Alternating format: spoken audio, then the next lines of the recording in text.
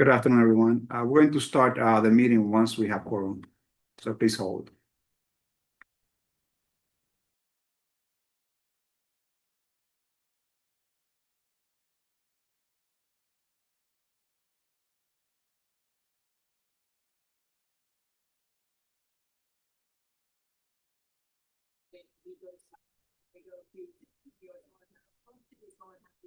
New York City somehow suddenly have that same feel.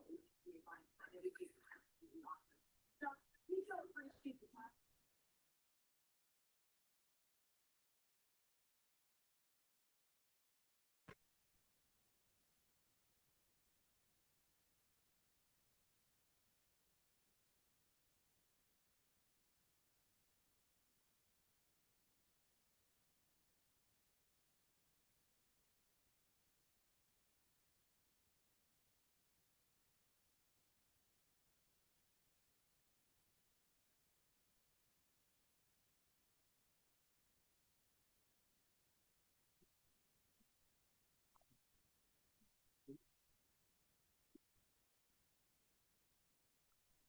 Hi, everyone. Aurelia Tavares here for Made in Mexico and Caramelo and anything else that I missed on the calendar.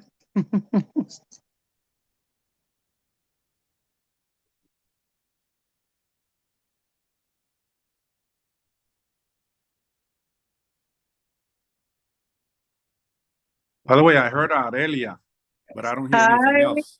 Can Hi, anybody hear? Hi. hi, Adam. But do you hear the meeting? I don't hear anything. No, I think they need to unmute themselves. Okay, I don't know. okay, all right. Yeah, how you doing? Let's go next. I'm doing good. We'll see tonight. The game. They have the audacity to have a meeting when the Knicks are playing. I hope it's quick and less brutal. I got the game right behind me, right there. I don't know what channel it is on. I was trying to get it on ABC. and I Channel 7, ABC. Yeah, ABC 8:30. Yep. Oh, at And I think 8:30. ESPN maybe, yeah. You know who I ran into? I ran into Commissioner De Leon from the Liquor Authority. He has Really? I was in the courthouse this morning on Center Street. He was wearing a Knicks shirt. I go, "What are you doing here?" He goes, he got box seats. He's had them for like 20 years. Oh my God. Even I had when him the for Knicks 20 lost. years. I gave them up 4 years ago. You gave him up to Commissioner De Leon. That's who you No, did. I gave them up to the Knicks. It was the right decision at the time. 4 years ago, they were going nowhere, and I suffered enough. 20 years, but anyway, I wish I had him. But can't turn back the clock. Yeah. What But are you yeah, gonna do? waiting for the meeting to start. Here we are. Can you guys post the calendar? I don't have the agenda. Can you post the agenda? I could see where we are. Sure. We on the agenda. Aurelia, I believe that the board sent you guys a copy of it. Anyways,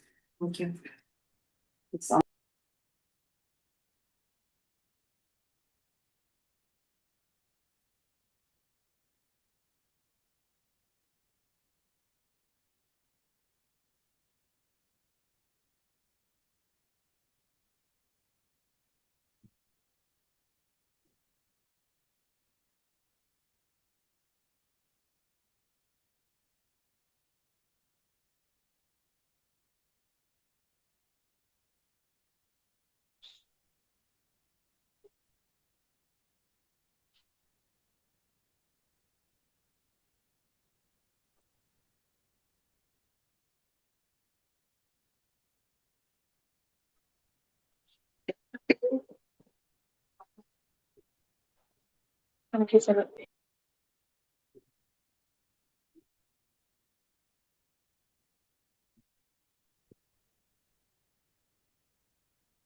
We're trying to promote Hannah Riley and Ronald DePaula.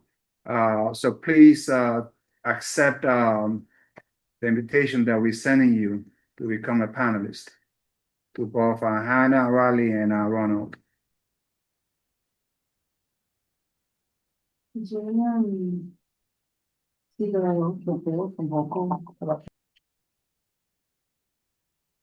Good afternoon. My name is Jose Guilamo and I'm here from Made in Mexico.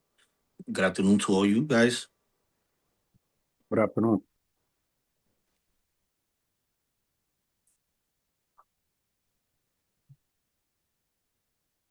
Happy Wednesday, everybody. It's Vladimir Bautista. I'm here from Happy Monkey on Dykeman.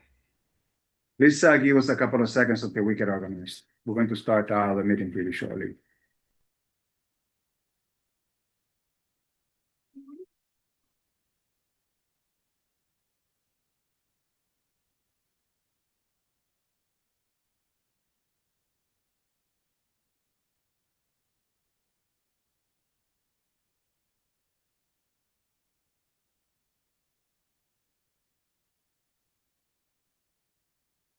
Adam, you want to see my son? Your son. Ah, Lucas. nice. Lucas, dile hi. Dile hi, Adam. Very nice. He's a pain in the ass. Oh, And then I have he Zeus. takes up after his owner. You want to see Zeus? Come on up. Come on up. This is Zeus. Oh my, got a whole cadre of No, they're good. I Kitty. needed two. No, pues ya el otro está. Zeus and Necio. This is my drama queen. Very cute. Puppy. Can't travel with them, but they're good. Great, great, great. Estoy cansado. Mhm.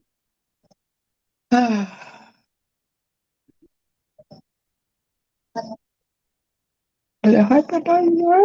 Ay, cosa linda, cosa linda. Lucas, can I put you down? Zeus, can I put you down? Okay.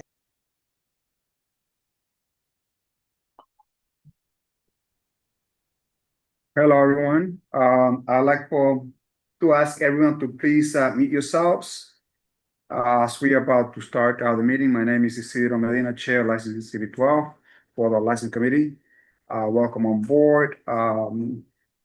We have a full agenda, and we're also going to have someone from the Aging Committee. I don't see Richard Allman in yet. He's supposed to report to the License Committee for a couple of minutes. So if you see Richard Allman, please let me know so we can give the space and the time. On that note, I would like to thank Vice Chair Hector Bonilla for taking over the License Committee. He was presiding the meeting last month. I was not here. So let's go through introduction, starting with my right. Hi, I'm Catherine Diaz. I'm a member for licensing and youth and education. Hello, everyone. I'm Lisette Tavares. I'm on licensing. I'm also in housing and human services. I've been a year on the board and I'm happy to be here. Thank you. Melissa? Hi, I'm Melissa Sims, and I'm also on traffic and transportation. And I apologize to everybody. I'm out of state on business duties today, so that's why I'm attending remotely. Happy that you could attend. Me too. So otherwise we would not have forum. I know. I'm not too far. I'm in Connecticut, but still it's like an hour and a half away, so I couldn't make it there this evening. Understood. We're going to be joined later on by the Vice Chair, Hector Bonilla, who's on his way. But in the meantime, I'm going to ask Tracy to please introduce herself. I was like, what am I, chopped liver? Hi, I'm Tracy McNeil, also on CB12, member of licensing, as well as Parks and Cultural Affairs. According to open meetings law, I have to give the reason why I'm virtual, and the reason I'm virtual based upon our bylaws 12.1 is due to dependent care, child care needs. Thank you, Tracy. Yeah, I'm sorry, I just have one question. Without me, is there quorum? Because I know Anthony sent me an email earlier today that I can forward on to you that Hector was copied on.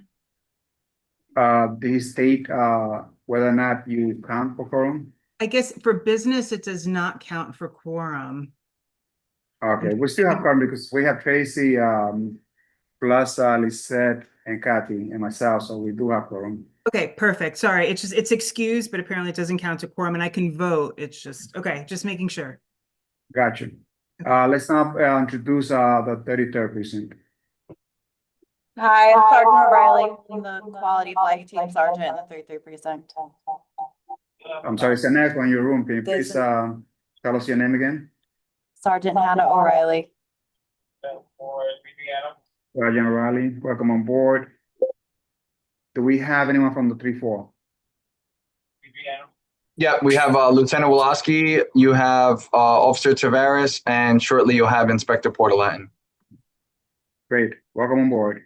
On that note, let's proceed with the agenda.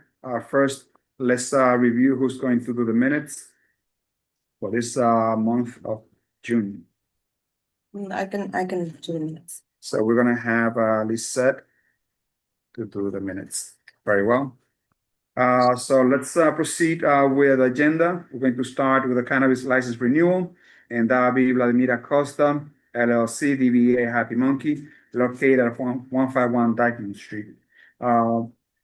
They did submit a complete application based on the requirements that we have here on the board. First, I'd like to open up the mic for Vladimir, who I think is person. Please introduce yourself, Vladimir. Happy Wednesday, everybody. I'm Vladimir Bautista, co-founder and CEO of Happy Monkey. Happy to be here. Honored to be part of this community. And we just have been here trying to make sure our space serves the community. We've been doing everything from coat drives to food drives. We recently raised something along those lines for the people from the fire that happened on Dyckman. We also have opened up our space to local artists and local creatives that don't have access to space. We also try to employ as many marginalized local people as possible, and are always willing to work with organizations like we've hosted the Washington Heights Chamber of Commerce. We also work with church organizations like Uptown United, and just trying to do our part to make this community better. Excellent. And I'm Jorge Vasquez, the attorney for this evening with regards to this renewal. Some of you may remember us from when we came before you, I guess 2 years ago now. I'm happy to answer any questions that you have and provide any background or knowledge that might be useful for the committee. But I think more importantly, if we look back 2 years ago, Vlad is probably one of the few people who's actually done everything that he said he was going to do: hire locally, live in the community, unify the community, and ensure that it's an establishment with integrity. Excellent. Welcome both. Bloody, so you had like a food drive and a coat drive. When did this take place? This took place starting all the way from right around when the fires happened, and we just basically put some boxes and some bins for all of our patrons to be able to drop things off.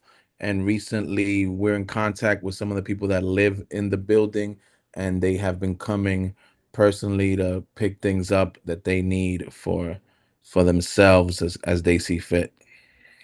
How many employees do you have there? About 10.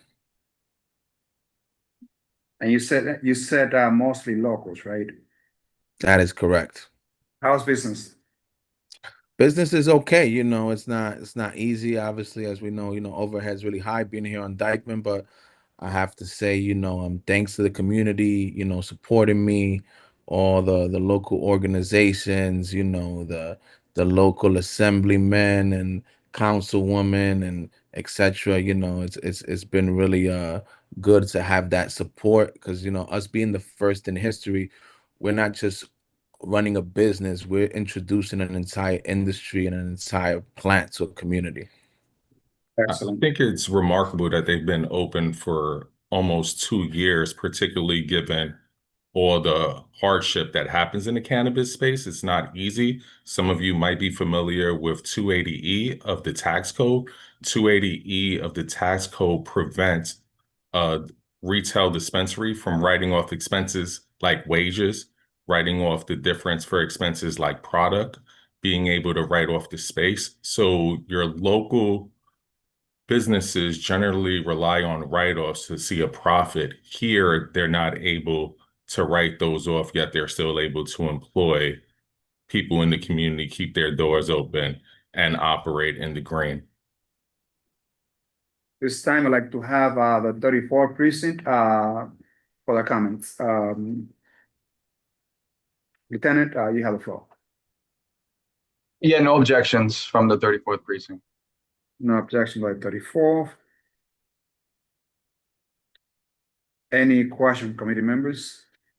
I have a Rest- question. Yes, please proceed. Can you tell us, being that you are the first and it's almost 2 years, can you tell us some of the challenges that you've had to overcome? Well, the biggest one has been definitely the stigma, because I completely understand, and that's why I chose to come up here, because the last time this community saw cannabis, they saw people being arrested at an alarming rate, they saw violence, they saw a lot of bad things. So now me and my team are trying to, basically change that narrative, how it's a medicine, how now it's something that can help heal our community from all those wrongs that were done. And that's been a challenge, and things I've done to combat that. I did 2 presentations at the Dykeman Housing Projects at the Senior Center, explaining to them the medicinal benefits that cannabis has. I did one at the aging community at the community board. So definitely the stigma from the way it's been looked at, the whole history up here and what it's been through, to now helping people understand how it's the evolution of it has been a challenge. If I Thank could you. just add, I would also add just being true to saying that he wanted to open up in Dykeman when everyone wanted him to be in downtown Manhattan, when everybody told him that he was, for intents and purposes, lost for thinking that he could run a dispensary in Dykeman and that people wouldn't come, and that there was too much adversity in Dykeman. Yet what we're seeing, whether you live closer to the west side or you live in Dykeman projects, you're going to see both sides of Dykeman shopping together, communicating together, and building in community together. And that's something that even other local businesses have recognized and have spoken to Vlad about.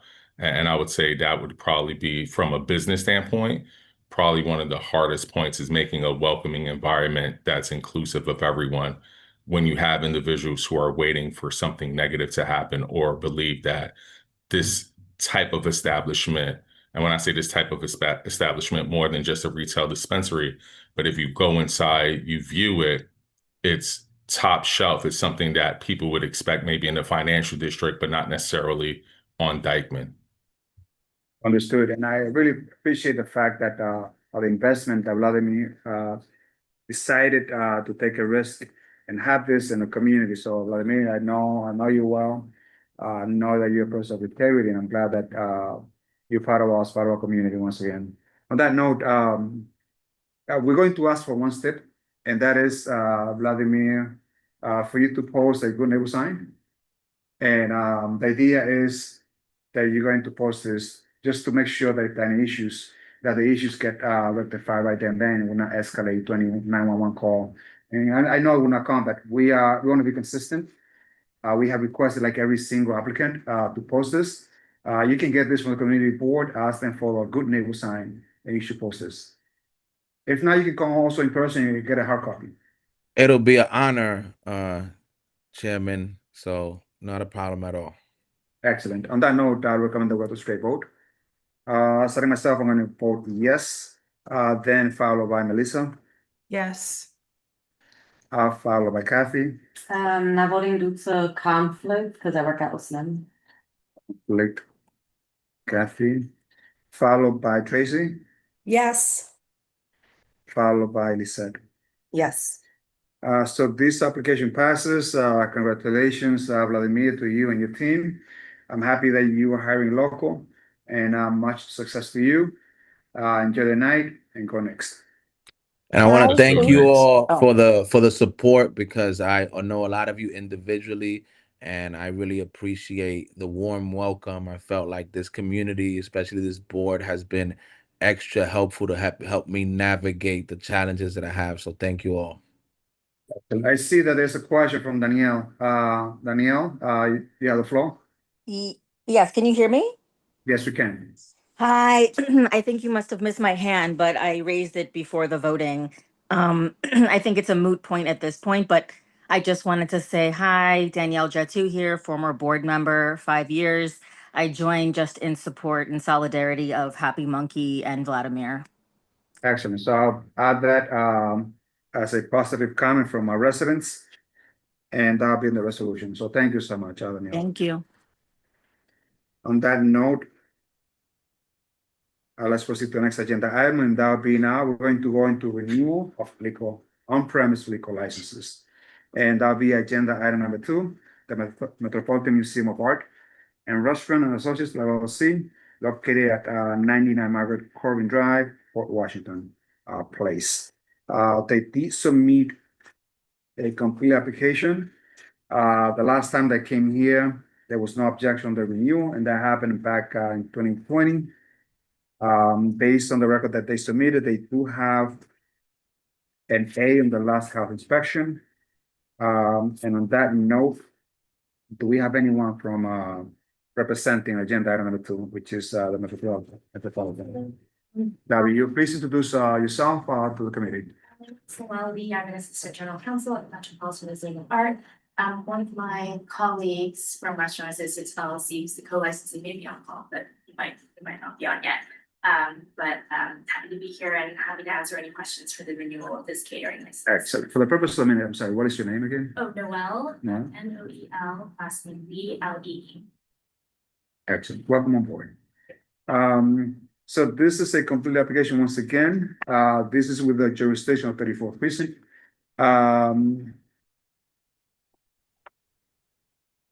Lieutenant Wulowski, what's the opinion of 34? No objections to this location by the 3-4. So there's no objection by 34 precinct. I'm going to open the floor now for committee members and residents. Any questions? No. Seeing none, I have no issue. I have not heard any negative comments, but I know that they're good operator. So I'm going to recommend that with a straight vote if I have no objection. Seeing none, let's proceed to a vote. Maybe I should leave myself for last. Starting with Melissa. Yes. Excellent. Followed by Kathy. Yes. Followed by Tracy. Yes. Lisette. Yes. And myself, yes. Very well. Hello, Chair. Hector's just joined us. Welcome on board. Time for you. Did you hear about this particular agenda item so you can vote? Yes, I did. I reviewed most of or all of the applicants. It's a yes for me. Excellent. Welcome on board, Hector. So this application passes. Congratulations all. Thank you for coming, and I hope, how's business there? Business is good. This is for a catering, sort of a special event license. And tonight is actually the spring garden party at Whisters. So there'll be tours and curator talks and some specialty cocktails. Fun. God bless. Hopefully the weather complies. No, it's pretty good. This is not raining yet, so. Well, thanks for coming in person. Excellent. Thank you so much. Appreciate it. You have a good night. On that note, Hector, would you like to proceed with the calling, or should I continue? If you can continue, please. Excellent. On that note, let's continue agenda item number 3, which is Mexican Bistro Corp. DBA La Catrina, located in 3803 10th Avenue. Do we have a representative for La Catrina? Yes, good evening, guys. How's everybody doing? Miguel Acosta, representing Mexican Bistro La Catrina, on behalf of Manuel Toribio. Welcome on board. They did submit a complete application. The last time they came to this committee back in 24, there was an objection for the renewal. Miguel, they have never gotten like a grade on the inspection. Do you know why? I believe they were inspected, but they have a grade pending. Any particular issue that we should be aware as far as like the house inspection is concerned? I don't have the exact facts. I can look into that, and more than likely that's going to be cured before the next inspection, and they should be receiving an A like they normally have. This license is going to expire July 1st. Do you know if they received a certificate or not yet? No, not yet. All right, cool. This includes the jurisdiction of 34 precinct once again. What is the opinion of 34? No objections to this location from the 3-4 precinct. They've been helpful with us in the past with investigations, so we're good with them. We have a good relationship with them. Excellent. No objection from the 3-4. On that note, let's see if I have any comments. No? Committee members, any questions? No. If not, let's proceed to a vote. Starting now with Hector. Hector, how do you vote? Yes. Followed by Melissa, Yes. followed by Kathy, Yes. followed by Tracy, Yes. followed by Lisette, Yes. myself, yes. So by a vote of 7-0, this application passes. Miguel, congratulations to you and the folks of Mexican Bistro Court. Thank you very much.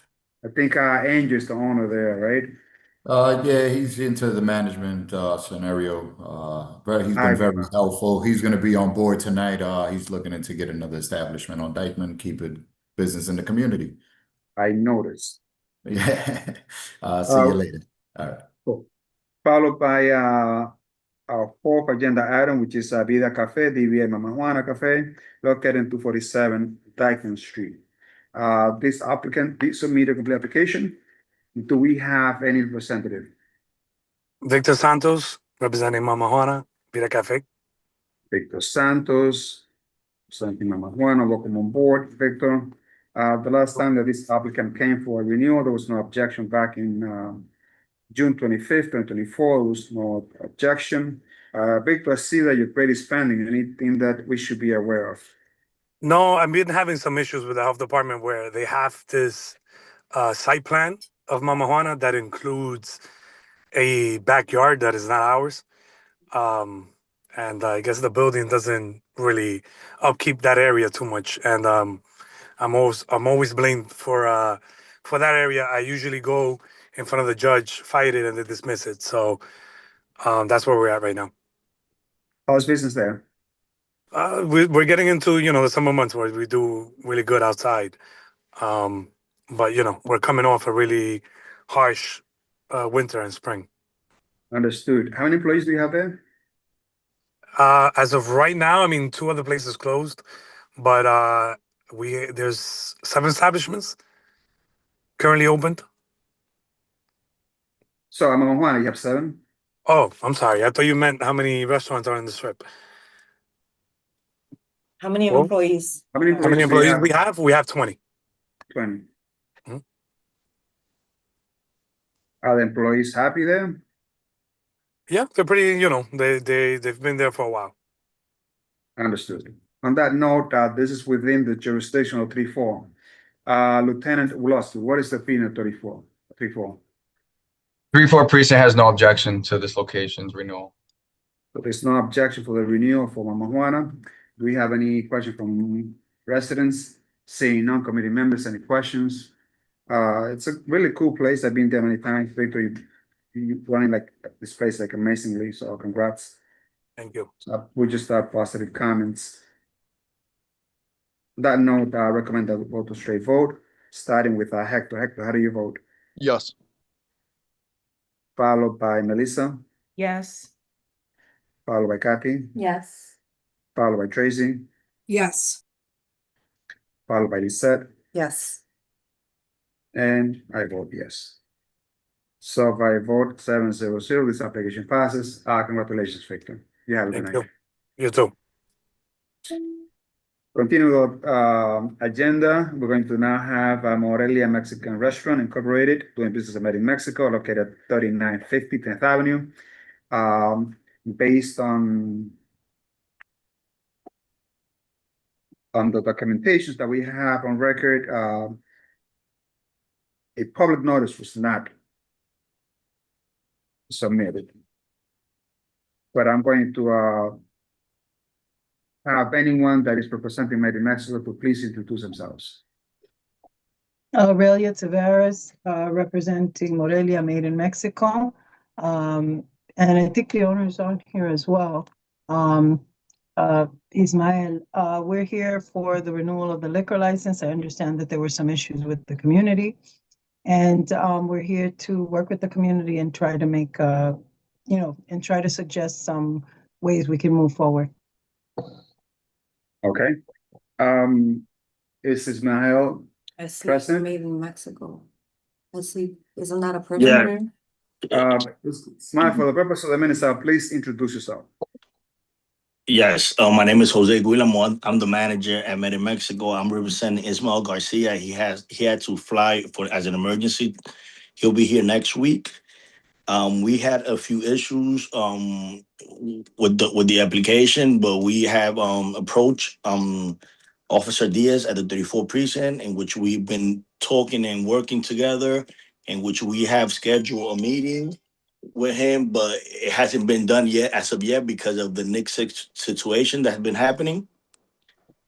And that's there. We've been here for 13 years. We've been part of the community. We do have and we agree that we have a few hiccups that is gonna be cured and has been cured. And we have a future project that's gonna be presented to the 34 precinct, in which we have spoken lightly about it, and all we have gotten is positive feedback as of now.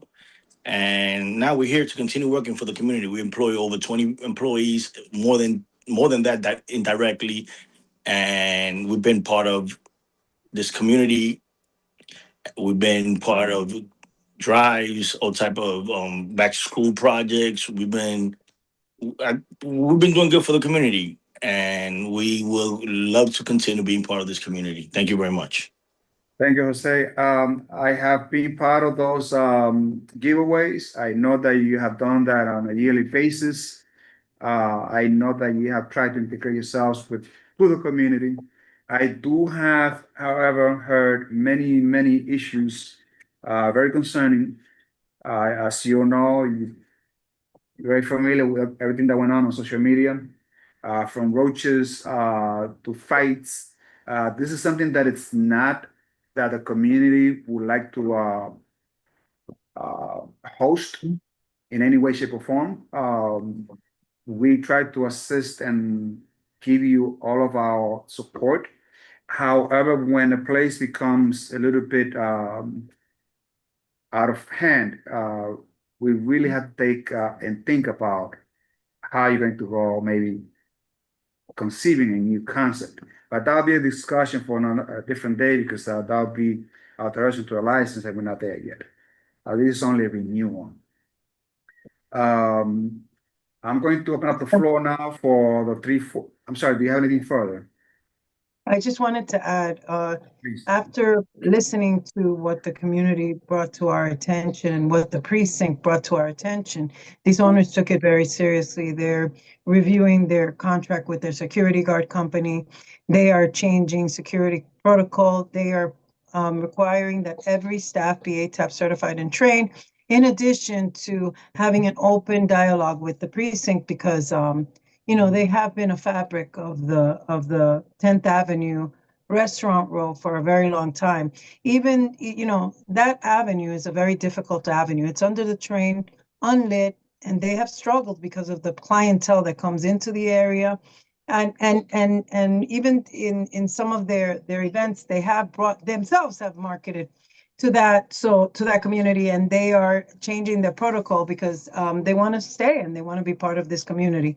So I hope that the changes that Ismael and his team adopt work better for the community, because again, we come here every 2 years and we want to make sure that we're not causing, disruption of quality of life at Community Board 12. Understood. I'm going to open the floor now for Lieutenant Woloski from the 3-4. Lieutenant, you have the floor. Yeah, we spoke last week about Made in Mexico, and our stance has not changed. We're still vehemently opposed to this renewal for this location. That area has seen 3 acts of violence. We had a felony assault of an officer who was forced to then miss 3 months, stemming from a dispute that occurred in the location. That was in February. Then also early February, one of the bouncers was breaking up a fight and punched a male who was fighting and actually broke the male's jaw. And then most recently, May 17th, we had an incident where a male was shot, and that male, they were in Made in Mexico prior to the evening. In addition to the two weapons arrests that were made, where we know for sure that those two individuals were inside of the location, one with a gun in the location and the other one with a knife inside of the location. And that all those things have happened this year alone. That's not even going back to 2025, 2024. That's strictly 2026. And in 2026, there's been 386 911 calls on that block. And as you know, if you're familiar with the area, there's really not much else on that block other than a new shelter, which has contributed to some of those 911 calls. But the vast majority of those calls are stemming from this location. In addition, we have to deploy at a minimum of 2 officers, usually 3 to 5 officers at that location every evening between the hours of 7:30 p.m. until 6 a.m. in the morning to deal with the mayhem that comes out of that location. Hector, see you have your hands up. I'll get back to you in a minute. Thank you. So you're saying, Lieutenant, that you have to deploy anywhere from 2 to 3 officers starting at 7:30 p.m. That's practically draining a lot of resources from the community and the precinct that doesn't have. Can you please elaborate a little bit more on the assault that happened on Feb 2026? You said that an officer was assaulted, please. Can you please Yeah, so this was in February. There was an extremely large disorderly group at the location, which led to the sergeant on scene calling for a level 1 mobilization, which is where basically the supervisor on scene says, I need as many police officers as possible to this location. I have a very serious situation that is getting out of hand. So that sergeant activated that level 1 mobilization. And one of our female officers was trying to break up the group. She was pushed and she fell, injuring her leg, and which caused her to miss 2 months of work trying to break up a disorderly group stemming from the club. So the officer missed 2 months of work because of this issue, okay? Yes. Hector, you have the hands up. Yeah, please proceed.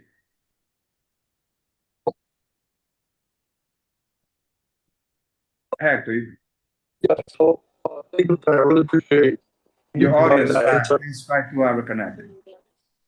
Give me 1 second.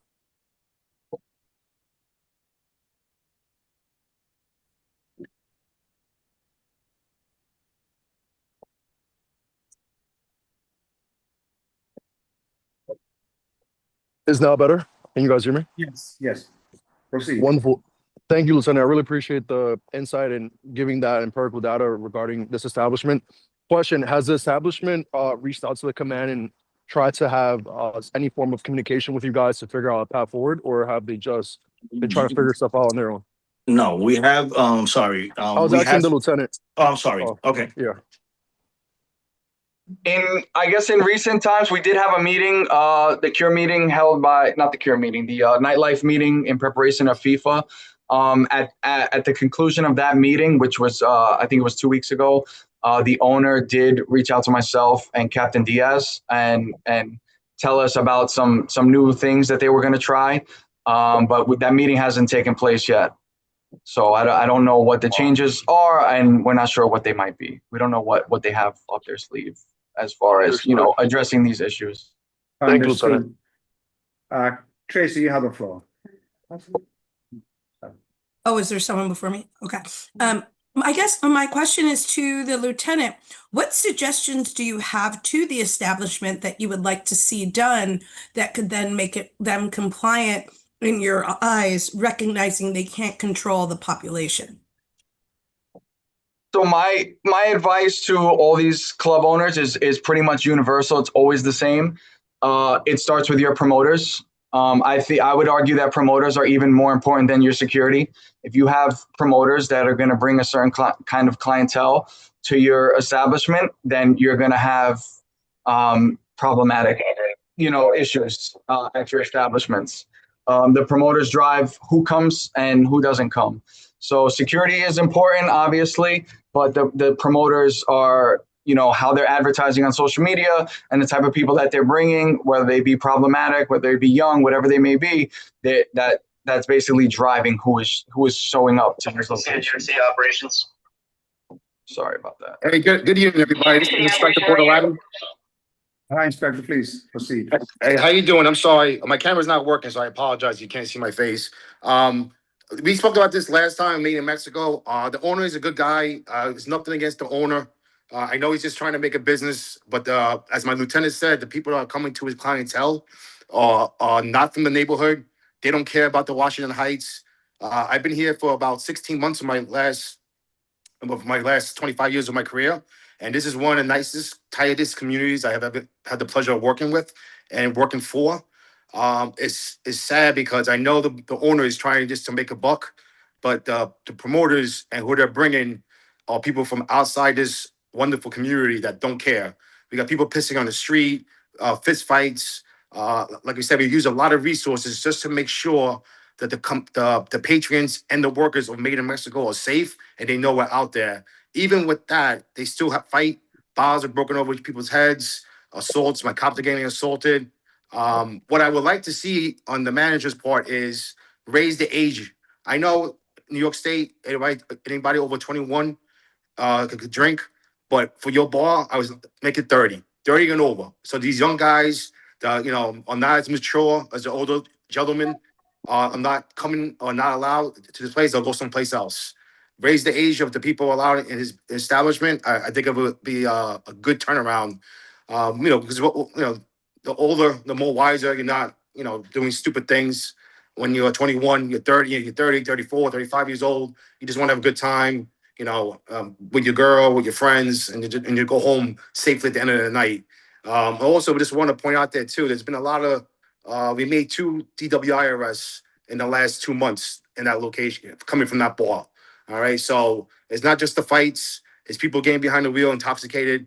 We just have to be smarter when we serve them. If we notice they're drunk, we got to stop serving them. All right. That's a bartender's job to make sure everybody's having a good time, but make sure they also leave the bar in a safely manner where they could drive home safely and, God forbid, not hit any innocent bystanders. Thank you. Understood. Kathy, you have a minute? I guess it's more of a comment, less of a question. I want to just be real. Like, we were here last month for the same item.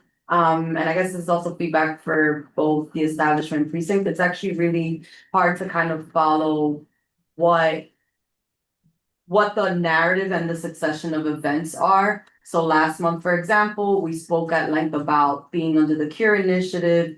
We're hearing from the business that there are progressive, positive conversations, but then from your side of the coin, it doesn't seem like that's actually happening intentionally. I don't think a FIFA World Cup meeting is quite the same as what we were asking about, like, are you having sit downs for that type of feedback that you just gave at this meeting, right? About like what you would want to see and what can make clear improvement. For Jose and Aurelia, like, I'm not really clear as to, like, again, like what the succession of events. Last month, it's like there were some commitments that were made. Now it doesn't seem like there are any commitments. It's just talk. And then I think it'd be helpful to also have a concrete plan, like not just ideas of a plan, but like list out bullet points for the board to understand. These are the things that we've implemented as of when. Last time we were here, we talked at length about the events that happened in February. Obviously, that was February. I don't know if you guys are still under the CURE initiative or not. So it's just not really clear at what stage of change the establishment is currently in and like what you guys are actually implementing. And then I guess the last question that I have is the DWI events that you're talking about, is that during, for the precinct, is that during the CURE initiative? So during that moment of, what was that, through, I believe, early April or early May? Excuse me, or is this like as of recent since the renewal, or since it came for the renewal last month? So we had one of the DWI arrests was from late January, and the other one was from the middle of May. So they're kind of spread out, one earlier in the year and then one here later, more recently, approximately a month ago. And they were going through a CURE process in the months of February and then into early March. Answering the question to young lady, we have implemented the fact that we haven't been closing, as the precinct know, we haven't been closing late. we've been shutting down, closing the venue at 2 o'clock in the morning. We only going on Saturday to 4 o'clock in the morning. Last time we was here, we haven't had any situation. We've been handling everything. We also would like to get this fixed, like as we spoke, in order for us to change the whole operation. That's why we have a meeting with Mr. Diaz, Officer Diaz, and we haven't gotten it yet, but he said that we should be having it by next week in order to us to present to the precinct all the bullet points showing everything, how Medimex is gonna turn out to be, and is it gonna include also remodeling, also is gonna include probably even a change of name, and it's gonna be straight, just the tip is gonna be like a sports bar in which we will require people to come in here and drink 20, I won't say 30, as we could push it to 30, but our first plan was 25 and over. Jose, And this place, we also removing those promoter that the lieutenant and the CO mentioned.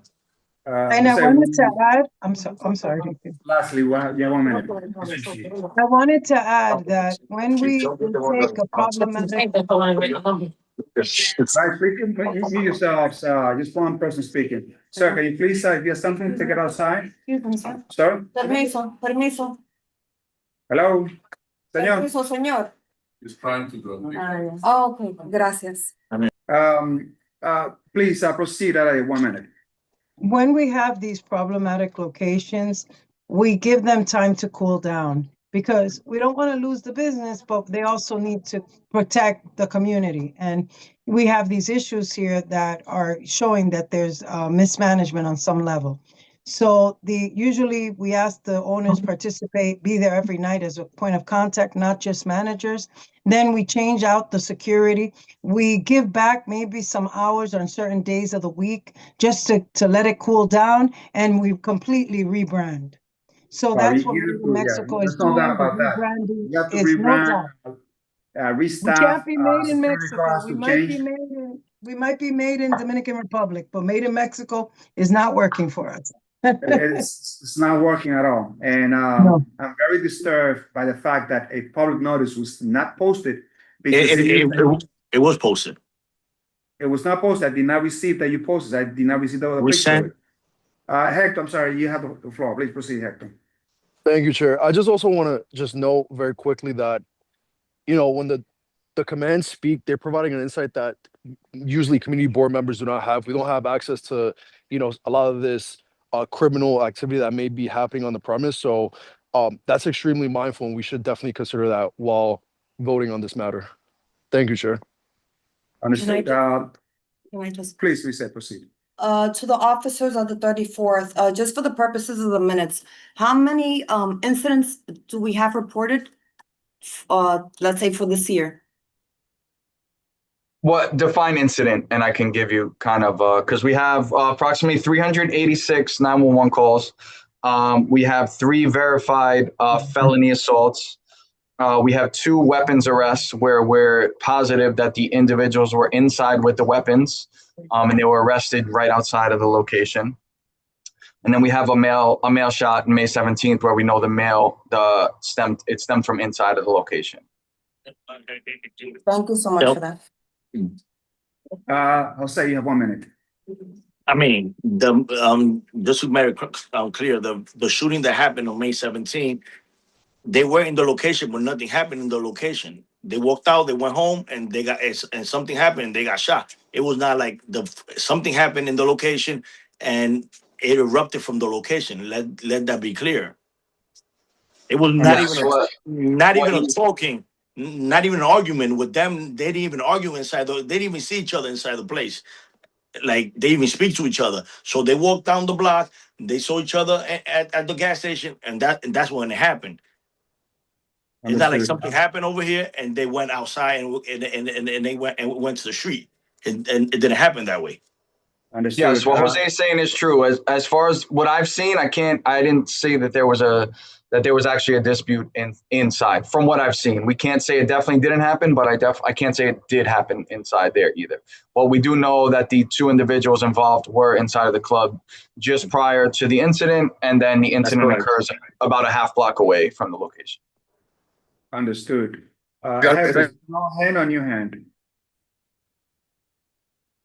Hector, It was an old hand, apologies. understood. On that note, if none of the comments, I'm going to recommend the committee to go to a vote. Seeing no objection, Hector, how do you vote? No. Melissa, how do you vote? No. Kathy, how do you vote?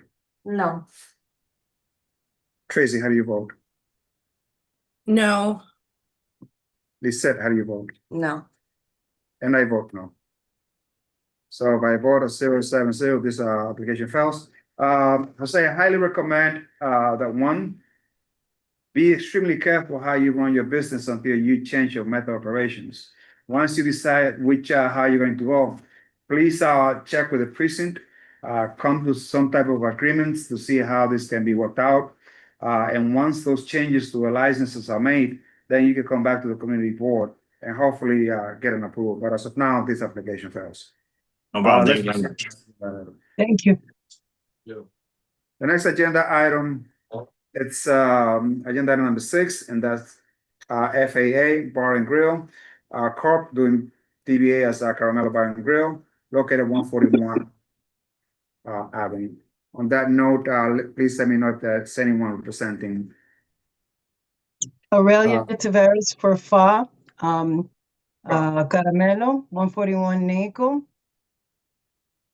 We're here for a renewal of the liquor license. Fanny is the principal. She should be on the call. I think she's at her, she's taking a course and she's on the call.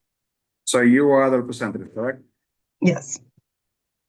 So once again, I'm very disturbed by another place that had many problems, many issues with the community, and they did not post for public notice as is a requirement from this board. This is really not a great way of conducting business. Very disappointed because it shows that the residents in that area are not notified that this is taking place. That's just not fair. On that note, the applicant also failed to submit a complete application. They do have a pending grade.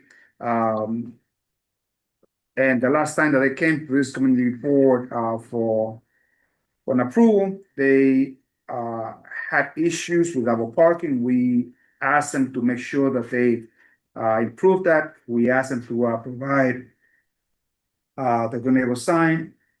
I don't see that picture of that either. But Aurelia, you have the floor for 2 minutes. I just took on this application with Caramello about 2 or 3 months ago. As far as the good neighbor sign, I wasn't here for the first good neighbor sign and all of those things. So we'll make sure that Caramello has it going forward. In addition, as far as the postings are concerned, we posted it when we first went to the community board, and then they asked us to come back. And I think that that's where it was lost in translation, because usually my applications are complete to this community board. The owner has listened to the complaints. Historically, in those two buildings, 151 Nagel and 141 Nagel, there have been noise complaints and problems with the tenants upstairs, unfortunately, because there hasn't been a proper noise mitigation plan, which Fanny is installing now. She doesn't want to lose her business. We are also adding security there to get the patrons off the premises and to move along when they exit the premises. But historically, 151 and 141 Nagel have been historically noise complaint, but it's from the tenants from within the building. So they're working on soundproofing, and they're working on sound requested mitigation. for the applicant to display the good neighbor sign and a phone number back in the last time they came here. It was October 25th, 2024. I was not here to see that. I'm sorry. This should be taking place like automatically. I have heard like many complaints from the residents. I have been active at the local precinct council meetings. The amount of complaints that I heard from many neighbors there, it's overwhelming. And honestly, I do not know how this place is still open. But on that note, I'm going to allow the 3-4 to render their opinion on this matter. Hey, good afternoon. It's Inspector Portolatti. Can you hear me? Yes, we can. All right, so Made in Mexico is probably my biggest pain in my neck. This is number 2. Camelo, since I took over the command 16 months ago, Camelo has been nothing but headaches. Multiple of my officers have been injured.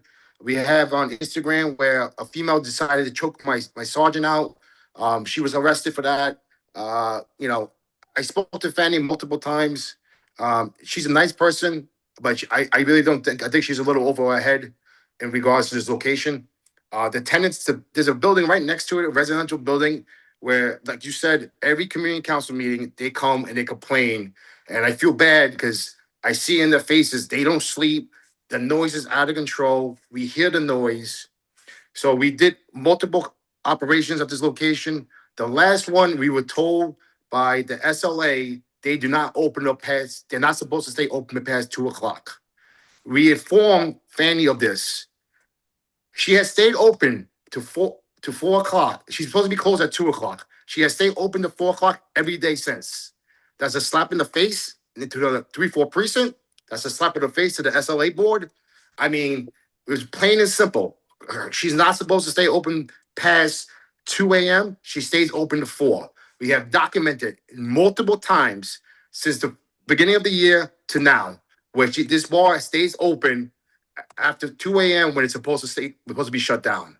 Just to give you some numbers, a total of 301 calls year to date is 55. 5 for illegal parking, which is all the double park cars that park in front of our restaurant. 46 for noise, which is mostly the residential building. They can't sleep. And then you got another 4 from noise from the cars in front of her restaurant. We have a total of 23 911 calls. 11 of them are for suspicious vehicles, late at night, 2, 3 in the morning. God knows what they're doing unless my officers go in there and they have to approach these individuals. And besides a family job, the toughest thing to do is conduct a car stop on foot. We have multiple disorderly conducts. We have multiple jobs, 52s, which is disputes, and they either physical fights or with weapons. We have a total of 6 O summonses, 2 for littering and 4 for alcohol, and a total of 5 C summonses, 5 for alcohol. This place is a drain of resources.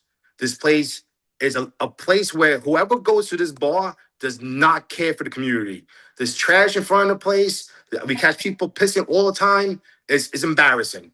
I mean, and there's nobody should live like that when they pay to rent their apartment and they come outside and they smell liquor. I mean, not liquor, urine on the steps. You see people peeing on the side of the buildings. That's so disrespectful. This place is a disaster to the community. This community deserves better, and I beg you to shut this place down. CEO, can you please elaborate a little bit more on the incidents that happened with the officers there? All right. So when my sergeant got assaulted by one of the bouncers, the bouncer went back inside. My officers tried to go back in. The other bouncers stopped the officers from going into the location. They had to call 85, which means bring more officers to the location. I had to personally respond and threaten the bouncer. If he didn't open the door, I was going to lock him up for OGA, which is obstructing a government official. They finally got in, and somehow the perp escaped. So we had to take a report for that. We have multiple flights, 2, 3 in the morning. People coming out of her restaurant who are heavily intoxicated, and they we tell them to leave. They want to fight us. We just did an operation there this past weekend where we caught the bartender serving an underage customer. So the bouncer, the bartenders are not doing the job properly. They just don't care. I feel like they don't care. Very well. I think everything has been documented. I just wanted to, if I may, Isidro. Aurelia, I have a question. Why isn't the owner present? She should be on it. She texted me that she was. So if she's not on it, I don't know. She should be on it. And I wanted to say, I What's just came. what's her name? I'm sorry. Tell us her name. It's not Marilyn, because I know Marilyn is the head. Fanny. I'm sorry? Fanny. Fanny. Fanny. Under Christian Laura. Fanny, you are the owner. You heard the many incidents. This is extremely concerning for a community that we care for so much. I know for a fact that the CEO is very supportive of our small businesses. I know that at least in my case, whenever I have issues within my commercial district, they're always present. To hear all these comments from 3-4 is alarming, to say the least. What do you have to say yourself as the owner?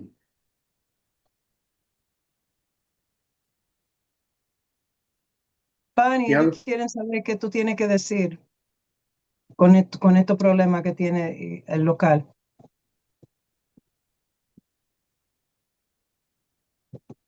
Hello? It seems that she has an audio problem or it's not. Okay. So in my defense, I just came in on this matter, so I don't want you to think that I'm trying to wipe this slate clean on this location and the prior one. I hate to see businesses go out of business because of I remember Chairman Bradley, who wasn't my favorite chairman at the Liquor Authority. He said the noise complaints are the easiest solution, just turn down the volume. So we have those, but then we have people congregating outside. We're trying to get security to move them along. So all these other things, some of these things that the officer reported, I was not aware of. The good neighbor sign, I'm sorry, this was before me, or they would have had a good neighbor sign and a manager. But what we can do is try to maybe close for a couple of weeks and rebrand and get them in order. But we'd like to have a meeting with the officers before if they think that there's a remedy to this. I'm interested in hearing if the officers would like to, if the precinct would like to meet once again with the owner and go over these, because I always like second chances. I don't know if On an immediate basis, the board is going to take a stand, and it's going to be a strong stand based on what I heard. Yes. If possible, the community boards are invited to come to before SLA whenever we have issues that should be brought up to the SLA. I'm going to check with the chair of the board to see if we have a presence at the SLA, to ask the SLA to close this place immediately. That'll be my recommendation, and we can take this as a vote as a committee. On that note, anything further from anybody else, precinct? On that matter, let's go to a straight vote if there are no concerns. On that note, let's go to a vote, and let's start with Hector. No. Hector. Yes. Hector's no. Followed by Melissa, No. followed by Kathy, No. Tracy, No. Lisette, No. and I vote no. So Aurelia, please relay a message to the owner that they should start considering closing the door soon. No. Thank you. We don't guys. want, Thank you, we don't members of want the to board. target in our community, and I'll do Thank you, whatever I have members. to make sure that this doesn't happen. On that Thank you. note, let's continue to the next agenda item. And before I continue, I'm going to open up the floor to allow one of our fellow board members who is representing the aging committee, and I promised them that they're going to be given some time at this meeting. And on that note, I'd like to welcome Richard Armand to please tell us what the aging committee does. And Richard, thank you for your time and coming by. Please introduce yourself. And we're just the better seat. Don't matter. The camera goes everywhere, so however you want. So, and the You have sun the is floor. down, so it's open table. Thank you, Isidro, and part of my response to that is to aim to be very brief. I know that many presentations come before this. I'm Richard Allman. I should back up. I'm Richard Allman. I'm here on behalf of CB12's Aging Committee. I'm not going to do a fancy data-driven PowerPoint presentation, but at the Aging Committee, we've begun to grapple with the issue of ageism and what that means. We're aiming very simply to have conversations with our colleagues, before taking the issue further, to see if there's feedback coming from other committees or just questions along the way. A brief presentation. Ageism is one of the most acceptable biases out there. I would say our country has been in a bit of reverse the last couple of years. So the biases that we thought we had done something about are coming back. But ageism, that sense that older people lose capacity, lose the ability to deal with whatever's happening in front of them on a daily basis, etc., is a very real thing. It parallels to racism, to sexism, to all the ways that we know biases. Very much parallel, obviously different sets of circumstances. And ageism often gets that response that, oh, it's what those older people are doing. They have to change. That isn't how you deal with bias. It just isn't. And I find in talking to friends, to colleagues, educated professionals, that a lot of this is still out there. We're looking at how here in Upper Manhattan, we can be part of beginning to combat this and to deal with some education in our own community, looking about what might be an action plan. And I think that's to be developed this fall after we've had more of these conversations. City Department for the Aging took on a campaign a couple of years ago. It hit a lot of billboards and bus stops, but I don't think the grassroots base underneath it that drove the issue got going. I'm going to take a minute in closing very quickly in reading a favorite quote. It's actually a quote that is put together from 2 or 3 other quotes, so it isn't attributable to any one person or source, but that describes the issue as we understand it. Ageism and racism adversely affect health in multiple ways beyond socioeconomic factors. Internalizing ageist or racist beliefs impair our immune system and reduce self-efficacy. In addition, many health conditions attributed to aging, such as memory loss, hearing decline, cardiovascular disease, are as influenced as much or more strongly by negative ageist stereotypes than by family history, genetics, or chronological age. Fortunately, we can do some things to dismantle ageist and racist beliefs to profoundly benefit our mental and physical health. Beliefs, expectations, and stereotypes influence epigenetic, and I gotta admit, I don't know that big word terribly, but epigenetic mechanisms, neural activity, which I do understand, and immune function, and how we can change our thinking to grow bolder rather than older. That's 3 minutes of the thoughts we have in that direction. Are there questions you have? Are there concerns you want me to take back to the Aging Committee? Etc. Do you have being that we have a lot of business operators here today, is there something that we can, some information or questions that we can provide to them that help the aging community go to these establishments? My answer is a little indirect to that. I think part of making these visits to committees is realizing that that will be an important part of community education.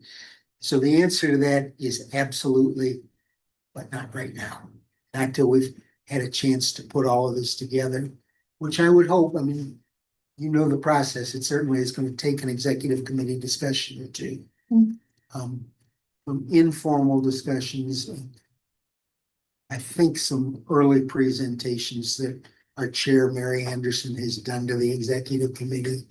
The interest and the awareness are there. I think there's a good chance that this will go forward. And I think that's the best context to respond to your question, because thank you. There are a couple colleagues that wanted going to the licensing committee. That makes sense. We welcome you, Richard. I know you for a long time. Also respect the work that Mary has been doing at the aging committee. And I know that this is an issue. I've seen this discrimination consistently happening at my commercial corridor, where we have elder people with walkers, chairs, and people don't have the decency, right, to allow them to pass by, right? And it seems like it's like a nuisance. My mother said, like, if you don't want to get old, die. You have to die young. And sooner or later, we're all going to get there. And it's sad that we don't have that awareness that sooner or later we're going to get there. And for us as a community, not to be aware about the issues affecting our elderly population, I think is really bad. Thank you. I think I see two things there. There's how do we avoid the kinds of conflicts you're talking about on the average street, the disrespect that goes with that. But the other piece of it, just picking out whoever that woman may be, she probably, maybe now, maybe a year or two ago, had a lot more capacity left than she was given credit for. Didn't get a chance to do this, that, or the other thing along the way. And that escalates the process of aging. I'm old enough that I probably have a personal sensibility around that also. Seeing how people react on a day-to-day basis, workplace and elsewhere. It's something that we have to reflect on.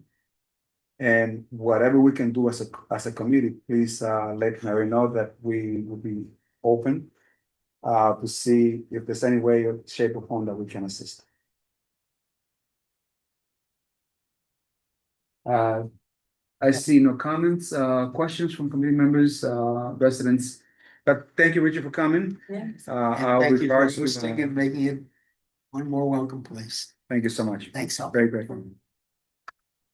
So let's proceed with the agenda, and we're going to move forward with the renewal of beer and cider. And on that note, we have an applicant, number 7, Nago Fuel Corp, located at 265 Nago Avenue. I'm sure we don't have a representative here. The application is also incomplete. I believe that this is a gas station. Yeah. I see no representative. On that note, I'm going to ask the committee to go to straight vote. So I'm gonna ask that, I guess the procedure, because it says off premise, it's not an on premise renewal. I don't know if, my understanding is that we don't touch those kind of applications or comment on them, so I feel like that's like more of an office error. And like, for me, my understanding is that it shouldn't have been in the agenda. Sure. So do we still vote and give that feedback, or I don't know? I think that we should vote, just to make sure that in case there's something going on that they're consuming alcohol inside. Oh, yeah. Just play it safe. Alright, so no, I'm sorry. Yes, hello. James? Yes, that's me. James, for the purpose of the minutes, please tell us your connection to this establishment. Okay, again, as the gentleman said, my name is James Frederick. I'm the CPA, authorized representative for these guys. I just started this representation within the last year, amongst other things I do, and I'm the one that put together that renewal. it's a grocery store. And I've not done a grocery store. I've done restaurants and bars and so forth. But to my knowledge, I've sent back the documents that were requested, except for they asked for a rating. Normally, I see ratings in restaurants and bars and so forth, but the owner told me no, he does not have a rating. So the document I sent back did not have the rating and the A, B, etc. However, everything else I sent back was prepared to the best of my knowledge. So James, this community board, it's not required to submit an opinion on the off-premise licenses. So Off-premise? I guess yeah. unless, when they say off-premise, the beer is sold in the grocery store. Right, so that's not under our jurisdiction, so we cannot decide on that. So it will be relevant at this point.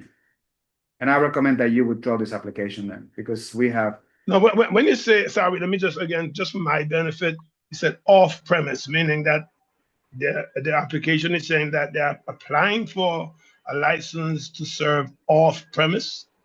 No. Sorry. As of now, this is a renewal. Right. So you should send this to SLA as an off-premise, meaning that you sell alcohol to be consumed outside of the premise. Oh, okay. Now I understand your statement. All right. So please, you can withdraw it. So we'll not take negative. Okay. And that, now before you go, then that withdrawal process is or do I send something? Is a form I filled out and talk to the owner and so forth? Is there a form? You have to say at this meeting that you are withdrawing the application. Okay, in that case, under my knowledge at this point, yes, we are withdrawing based on the information I've just learned. So please check with SLA to find out the proper process to renew the client's application. All right. Okay, sir. All right. You have a good night. Now, after I talk to the SLA, now do I respond to you guys again? No, there's no need to come to this community board. It's not required. All right. All right, sir. You have a good night. Thank you, sir. Let's continue now with the agenda item number 8, which is a cross change, and that's for M&M Pizza Bar Inc., located at 2048 Amsterdam Avenue. So we have a representative. Yes, good evening, Mr. Chairman and members of Community Board 12. I'm Adam Clayton Powell, representing the owner, who is here with us, Raymond Ruiz, in the black T-shirt. This is small pizza bar, 2048 Amsterdam Avenue on the corner of 162nd Street. It actually has 4 tables for 12 seats. It does not have a bar per se. They've been operating with wine and beer for the last 4 years, and now would like to add full liquor to their repertoire. By the way, I may add, they have not had any incidents with the police department, no noise complaints, 0. They have an A rating by the health department. I noticed the grading. I see that on the certificate, this license expired. Have they received a new certificate? Yes, they are good until March 31st of 2028. It's a class change from wine and beer to full liquor. Right. Why would you like to make the change? Oh, he feels that, there are times when they would have, especially now, given the Knicks, euphoria, there are times they would like to show some games and people would like to have a cocktail. And besides pizza, they also offer some wings, pasta dishes, meatballs. So they have a good menu. And a lot of people ask for a liquor and they don't have any to serve. So they like to do that now. That's to attract a new clientele. I'm sorry? That's to attract a new clientele, I guess. Correct. Attract more people and have them stay longer, really. The last time that I came, it was this year. And we had the community board had an objection. And that's because they submitted an incomplete application to the board and they were not present. All right. Well, they submitted a complete application this time. I'm filling in for Rosa Ruiz, and again, the owner, Raymond Ruiz, is with us. No relation between the two of them. Raymond, how long you been open? 4 years. How's business there? It's good. Can't complain. So if it's good, why do you need a class change? Well, I want to be able to offer something else to my clientele. I'm going to see if the customers recommendation are of the precinct. Sergeant Riley, what's the opinion of 33rd precinct? I have no objections. Have there been like any issues that you are aware of this, Sergeant? On this None at occasion? all. We've had no complaints about them. I checked no 311s, no 911s. They have never given us any issues. Understood. Committee members, any questions? Tracy, please, you have the floor. I have a board member that would like to make a comment about the pizza place. Miles Gordon, what is your opinion of N&M Pizza Place that we order pizza from? It's great. You just made my day. The community member has spoken. I'm sold. Thank On you. that note, Just one quick question. please proceed. And is it still gonna stay 4 tables and 12 chairs? Yes. It's just to Um, offer my clientele, a little something extra, and the customers every now and then ask for, if we have anything else besides beer. I just want to be able to offer them a little something extra, nothing crazy. If the McNeil family have no issues, I therefore will have no issue. Any strips? Besides the new. Let's have one step, Aaron, that'll be the good neighbor sign. Fine. Okay. All right. You know how And to I just want to proceed. note on the application to the community board, it was actually Raymond Ruiz that filled it out. He put his current hours of operation. If you notice, the proposed hours were blank. He currently has till 2 a.m. Would like to go to 4 a.m. on weekends. No, we're not considering that. That'll be a different request. Okay, thank you. All right. So on that note, let's go for a class change through a vote, and let's proceed with Hector. Hector, how do you vote? Yes. Melissa, how do you vote? Yes. Kathy? Yes. Tracy? Yes. Thank you. Lisette? Yes. And myself, yes. 700. So congratulations, Adams. Thank you. Thank you. Have a good night. And let's go Have next. a good night. Hopefully you don't Go go next. too long. No, we're not. Enjoy your night. Thank you, everyone. Bye-bye. Thank you. All right. So as we proceed now, we're going to move now to our new liquor licenses. And on that, we have a new liquor license request, which is GV Eatery Group Corp. DBA Havana Tacos, located in 210 to 20 Nagel Avenue. Questions that I have before I open up the floor. We already have a liquor license there. Do we have the owner representative present? Miguel Acosta representing the establishment and the transfer of this location. This is a new application that's being submitted and due to a purchase of the business assets that is currently licensed at the moment. So So the corporation is fine, then the business, establishment. correct. The business, correct. So it's just a corporation. Yeah, so Right. basically this is not a stock transfer. This is an asset transfer. So they got a new lease. They are obtaining a new liquor license and they are surrendering the other license once this one is approved. Okay. So they're buying the entire establishment, right? Yes, correct. Okay. Understood. And once the new owner comes in, if they want like changes, they can come back to the community board. But I'm going to turn out to a 3-4 to see for them to render their opinion. No problem. Sergeant Wolowski, what's the opinion of 34? Officer Tavares here. No objections from the 34th precinct. That is no objection. I'm sure we have steps for this place, so I'm going to leave it as is. Yes, Question it's committee basic. members. Sorry to interrupt. There is a question from one of our committee members, Ali said, please proceed. I'm seeing the hours from 5 p.m. to, starting at 5 p.m. until 2 a.m. during the week, and starting Thursday goes to 3, weekends 4 a.m., and Sundays back to 2 a.m. I just wanted to confirm those are the set hours. Yes, that is correct. Those are the hours that are on the current license. So since they're purchasing an ongoing business, they would like to keep the same hours. Can I ask Officer Taveras if he has a problem with those hours? Officer Taveras? Can you hear me, Officer Taveras? Ali stepped out. Yeah. Miguel, I have a question because you have Sunday brunch on the menu. Yes, 2 p.m. Okay, so brunch starts for y'all at 2? Okay. Yeah, so from 2 to 2 a.m. So basically, those are the same hours of operation of Havana Tacos.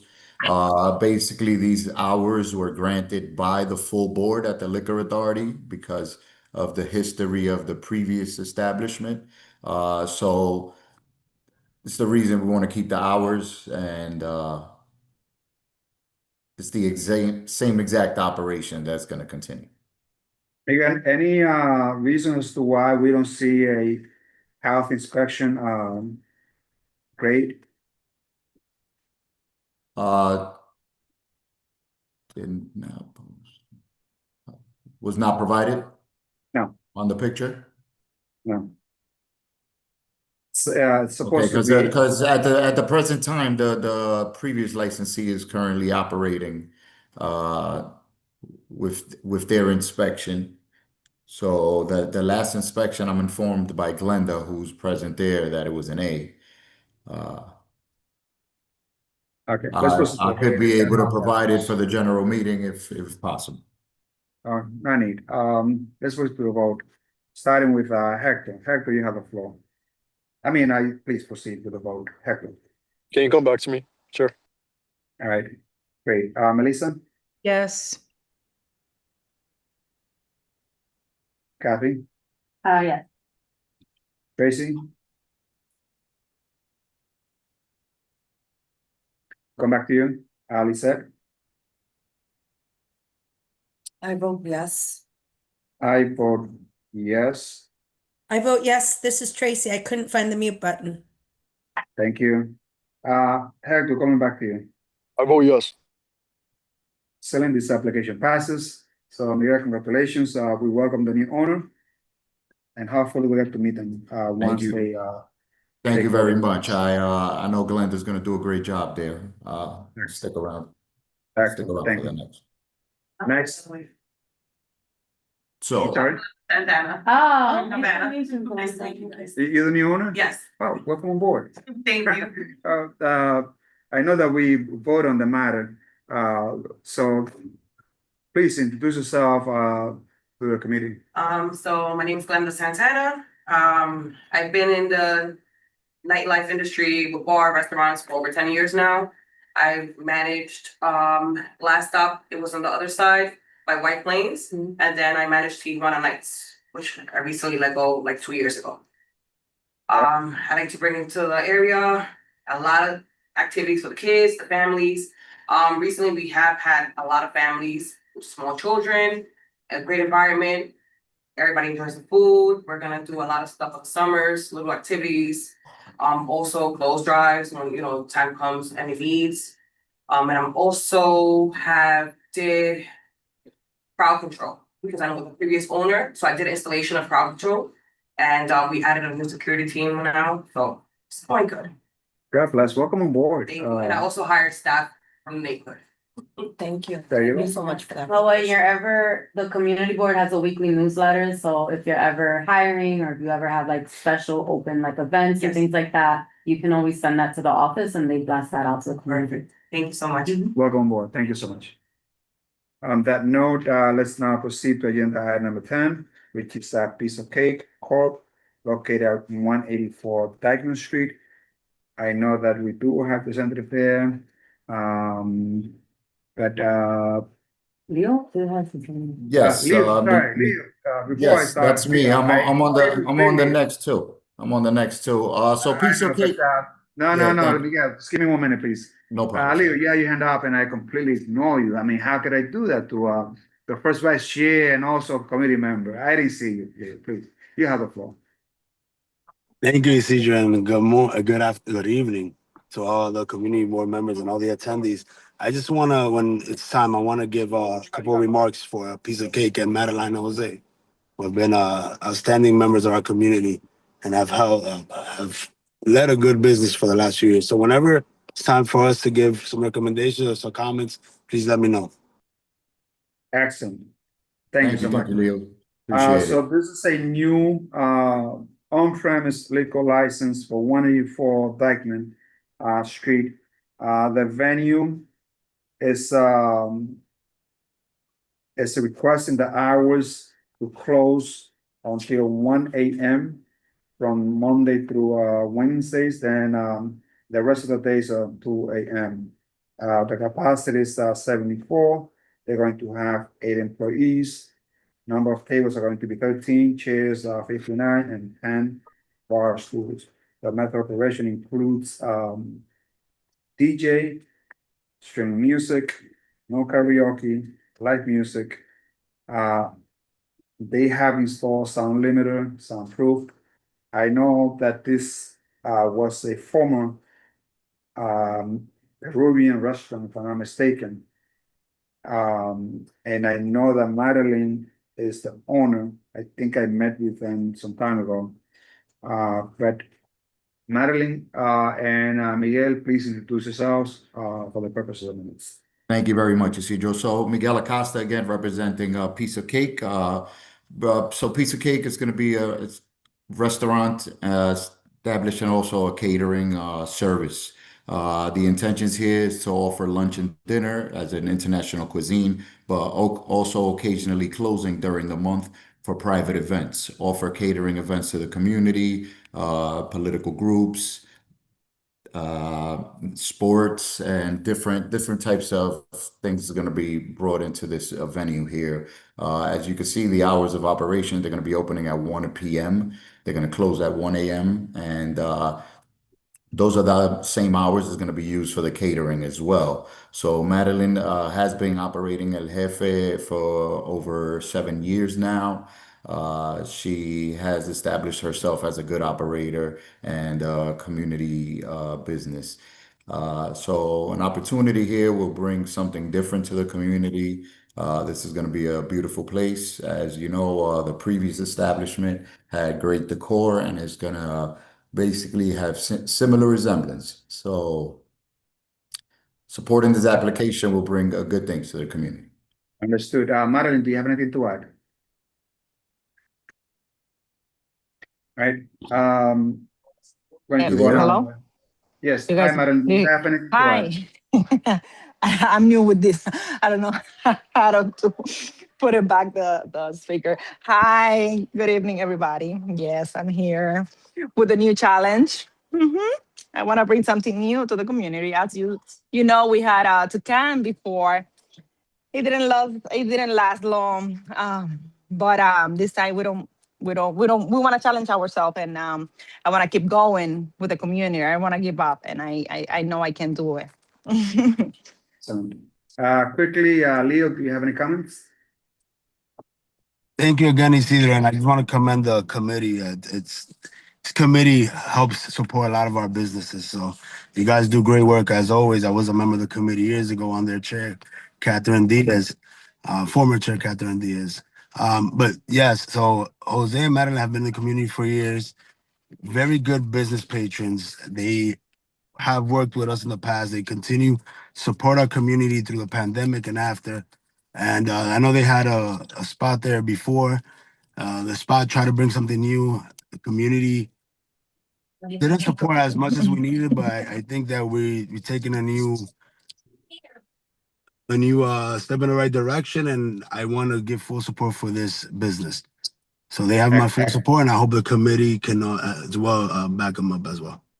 Understood. This with the period 34. Sergeant Olowski, what's the opinion of the 3-4? Hey, how you doing, guys? Sorry, me and Chris had to deal with the situation. Real quick, just to jump back to Havana Tacos, we didn't get an input. We don't have any issues with that. We can just put that on the record. Issues 3-4 has with- no issues with the previous line item number 9, Havana Tacos.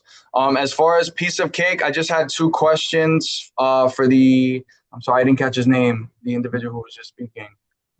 Leo. Leo, hey, how you doing, Leo? So my 2 questions are: one, are you guys associated with El Jefe at all? I know that is like right next door. Yeah, so Madeline Awanza is the owner of El Jefe, so Yeah. she's the one opening this establishment. It's a Okay, so obviously there'll be a good working relationship Yes, between it's the 2 same owner. establishments. Okay, owner. very good. And then just what, if anything, you might not have it in place yet, but what if you have thought about it? What do you guys have for as far as the parking? I foresee that being an issue at the location. It is kind of an issue at El Jefe, and it's probably going to get, become more of an issue with you guys. So have you guys come up with any plans for that yet? Well, we haven't come up with anything with regards to parking yet. Right now, the business is focusing more on the catering, and so there's certain days that the establishment might be closed. So that's going to help out a lot too. So at more than 50% of the time, the establishment is closed, catering, either closed or catering to private events. Okay, sounds good. Just keep that in the back of your mind that you guys are gonna Yeah, have sure. you're gonna Definitely. have I'll to speak have to Madeline something about set that. up on the big event days, because obviously it's Dykeman, there's El Jefe there, and it's gonna get Yes, yeah, I get understand overwhelmed. that. I'll So definitely address that. And Thank you very much. I'm sorry. I want to also add, I was recently met with Jose and parking lot owner about 100 feet away. So they're working out some type of agreement where they're allowed a certain amount of spots, the parking garage, to help alleviate the situation with the double parking. So I've been a part of those conversations. I'm going to help continue to support. But yeah, just stay tuned. Thank you. okay, so with On that given note, that we have no objections from the 3-4. No objection 3-4. On that note, I'm going to ask for 2 steps. One of which will be a good news sign that has to be posted on the establishment. Also, a no double parking sign stand to be that should stand in front of the establishment. So to make sure that clients don't double park. So we got 2 steps: the window sign and also the no double parking sign that should stand in front of the establishment. Not a problem. I'll definitely get that. Committee members, any other comments, issues? If not, let's go to a vote. Seeing none, let's go to a vote. Hector, how you vote? Yes. Melissa, Yes. Kathy, Yes. Tracy, Yes. Lisette, Yes. and I vote yes. So this application passes. Congratulations to you, Miguel, and Thank you very much. also Really appreciate it. to Thank you, Madeline. guys. Thank You you, have a thank good you. night. Leo, go next. The application passes. Let's move to the next one, which is Mia Prime Bar and Grill, located at 122 Dykeman Street. Do we have a representative? Yes, sir. I'm right here. Miguel Acosta here representing Mia Prime Bar and Grill. You have Angel Tejada also representing the application.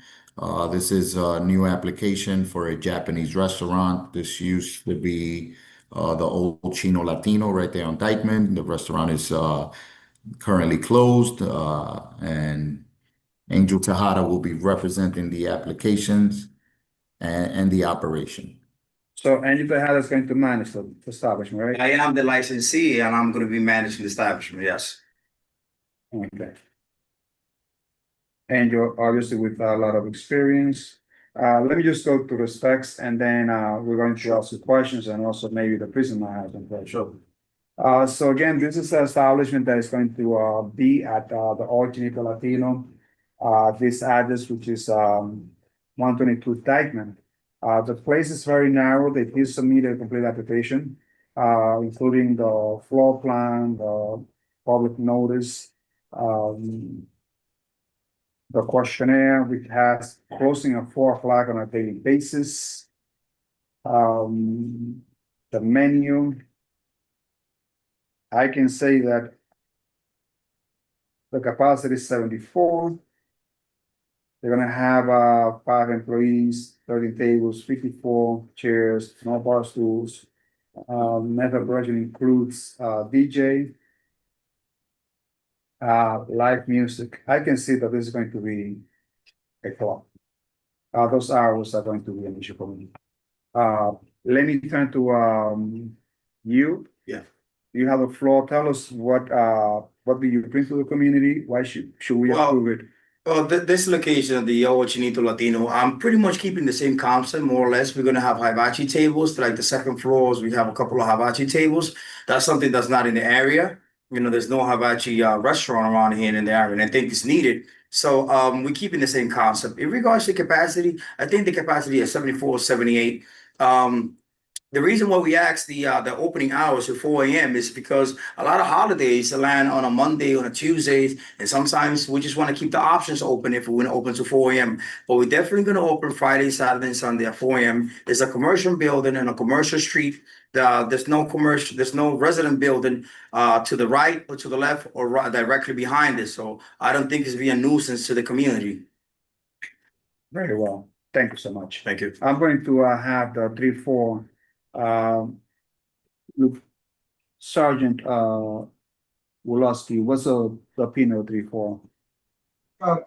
So I just have the kind of the same question. Do they have anything in the works for the parking? The parking is a little bit difficult. We're going to try to work with the I don't know if it's going to be allowed. The valet parking situation, since 809 has it, Republica has it, and we're going to try to work a deal with the parking lot that is down the block, in which we give customers an incentive. We're going to pay 50% of their bill, of their parking bill, when they use that parking lot themselves to avoid building up more traffic. People double parking, waiting for valet parking. So even the option of paying 50% if they go to the parking lot.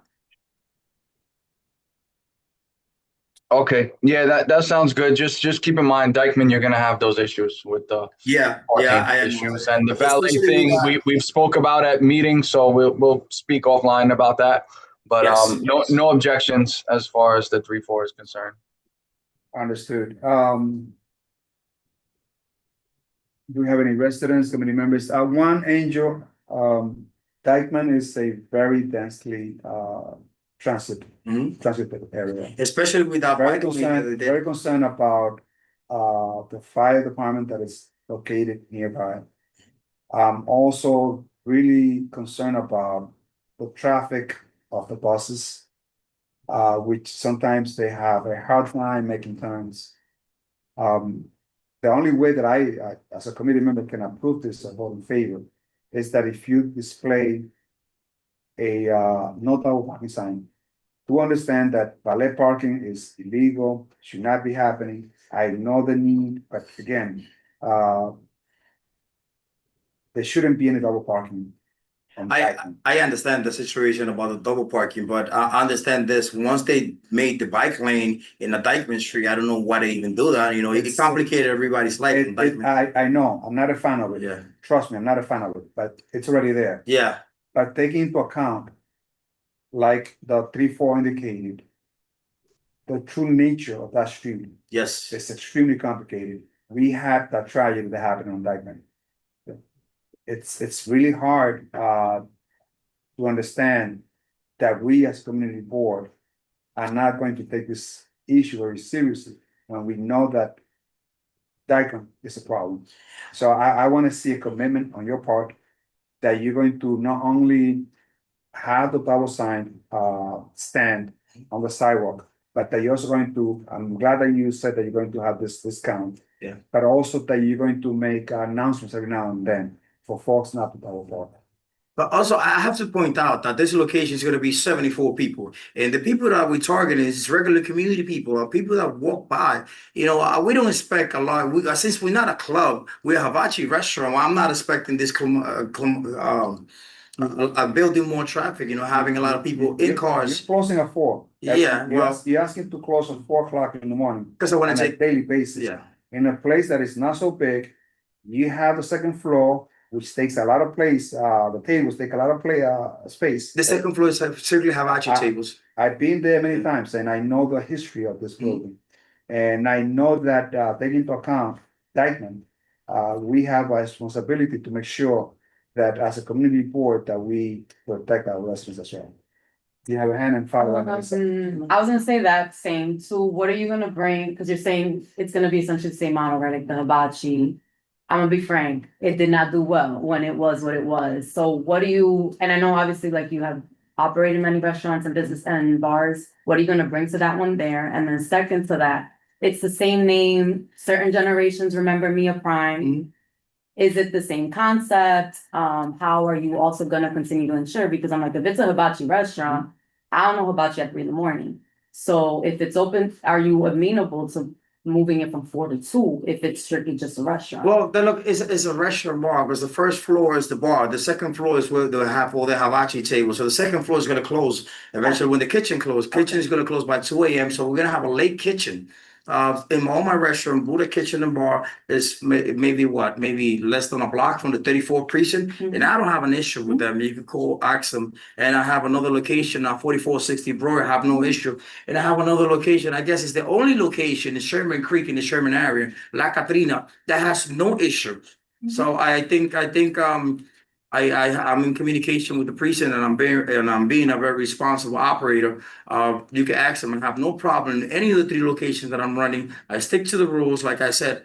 I mean, we were in walking distance of the 34th precinct. There's no complaint, there's no issue, there's no double parking issue. So I will do the same thing in this location. No, I'm not coming at you from that way, I'm just bringing the question. Sure. I do commend, I will say, because Cantina, for example, like with all the deals that you guys run very easily, it can turn into a really chaotic crowd, and it hasn't. It hasn't. So that's what I'm saying, like, I'm giving you your credit, I'm giving you your flowers, I just wanna understand like the vision for Well, it you have there. to especially in understand a this. condensed You have to format. understand this. Everything is controlled through the music. Mhm. Whatever music you're gonna play, that's the people you're gonna attract. So I keep my music strictly Latin vibes.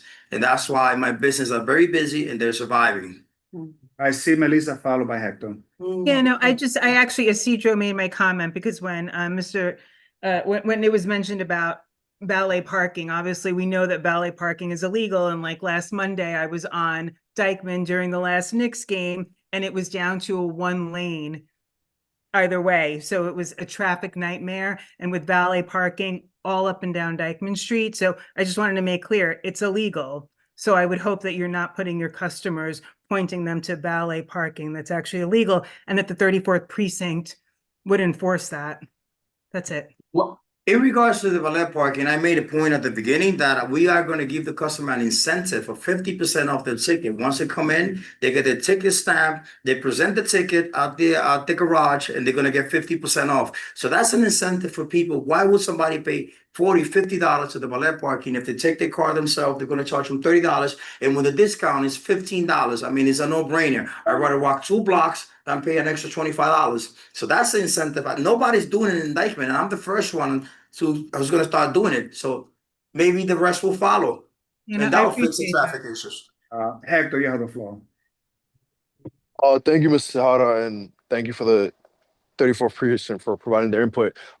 Isidro, just for clarification, I thought the norm, and this is something that we spoke about before, that every applicant has that 2 a.m. mark, and then after 2 years, they come before us again, just to make sure that they're following all the stipulations and the requirements that we provide, just to make sure that they're not a strain on the resources of the NYPD, and they're just a good neighbor. It's something that we can negotiate once we enter into a committee discussion. That's something that Understood. we have to discuss. Understood. I have a question. Is there any connection in any way, shape, or form to the former owner of Prime Bar and Grill on 207? Prime? No, there's no connection. And 207? Yeah. Prime? No. Mia is the name of my daughter. And I put Mia Prime. Mia is my daughter, my firstborn. She's 14 years old, and that's why I named her Mia. She didn't want. Yeah, no. Christina Prime was Yeah. in 2007. Yeah, she's on her prime. Mia is on her prime. She's a teenager. She's 14 years old. She's graduating high school. She's in her prime right now. Smart. High school at 14. Like a father. Come on. Thank you. So just to yes. clarify, so y'all close the upstairs, you'll have the downstairs. Yes. Yeah. What's the capacity for the downstairs? Well, the capacity for the whole location is 74 people. So I'm assuming downstairs we can see, because if you see the pictures, the hibachi tables is about this big. Yeah. So I mean, he been there. He knows the location. So you have a party of 5 people. 5 people gonna sit at the hibachi table with the chef cooking right in front of them. So it's that's the concept. Yeah. I have Exactly. just a clarifying question, because you Sure. mentioned it before and for the minutes. Can you say, I know you own Cantina and 2 other restaurants? Yes, Buddha Kitchen and Bar located for 4325 Broadway. It's within walking distance for the 34th precinct. And then 4460 Broadway is La Cantina Heights. And I also manage and operate 3803 10th Avenue, La Catrina. Thank you. On that note, I'm going to go back now to Hector's request as far as like the hours. Hector, do you have any recommendations? I just sorry. wanted to make sure, I'm sorry, go Go ahead, ahead. Jeff. Melissa, wanted to- like proceed, Hector. I'm sorry. No, yeah, I just wanted to make sure we're uniformed across the board. I know it's very rare that we grant people to 4 a.m. across the board. And that's like extremely rare. Only one time that I can remember we have ever done that before.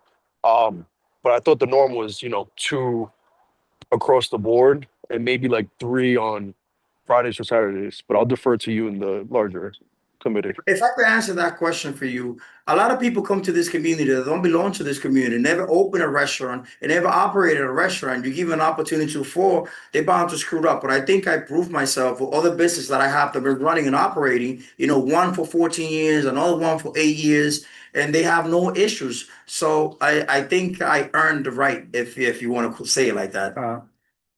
We have not, as a Yeah. committee, approved licenses outright on a daily basis to close at 4 a.m. Okay. What happens is that we ask them come back maybe 6 months later, Okay. a year later, maybe the committee can approve 4 o'clock.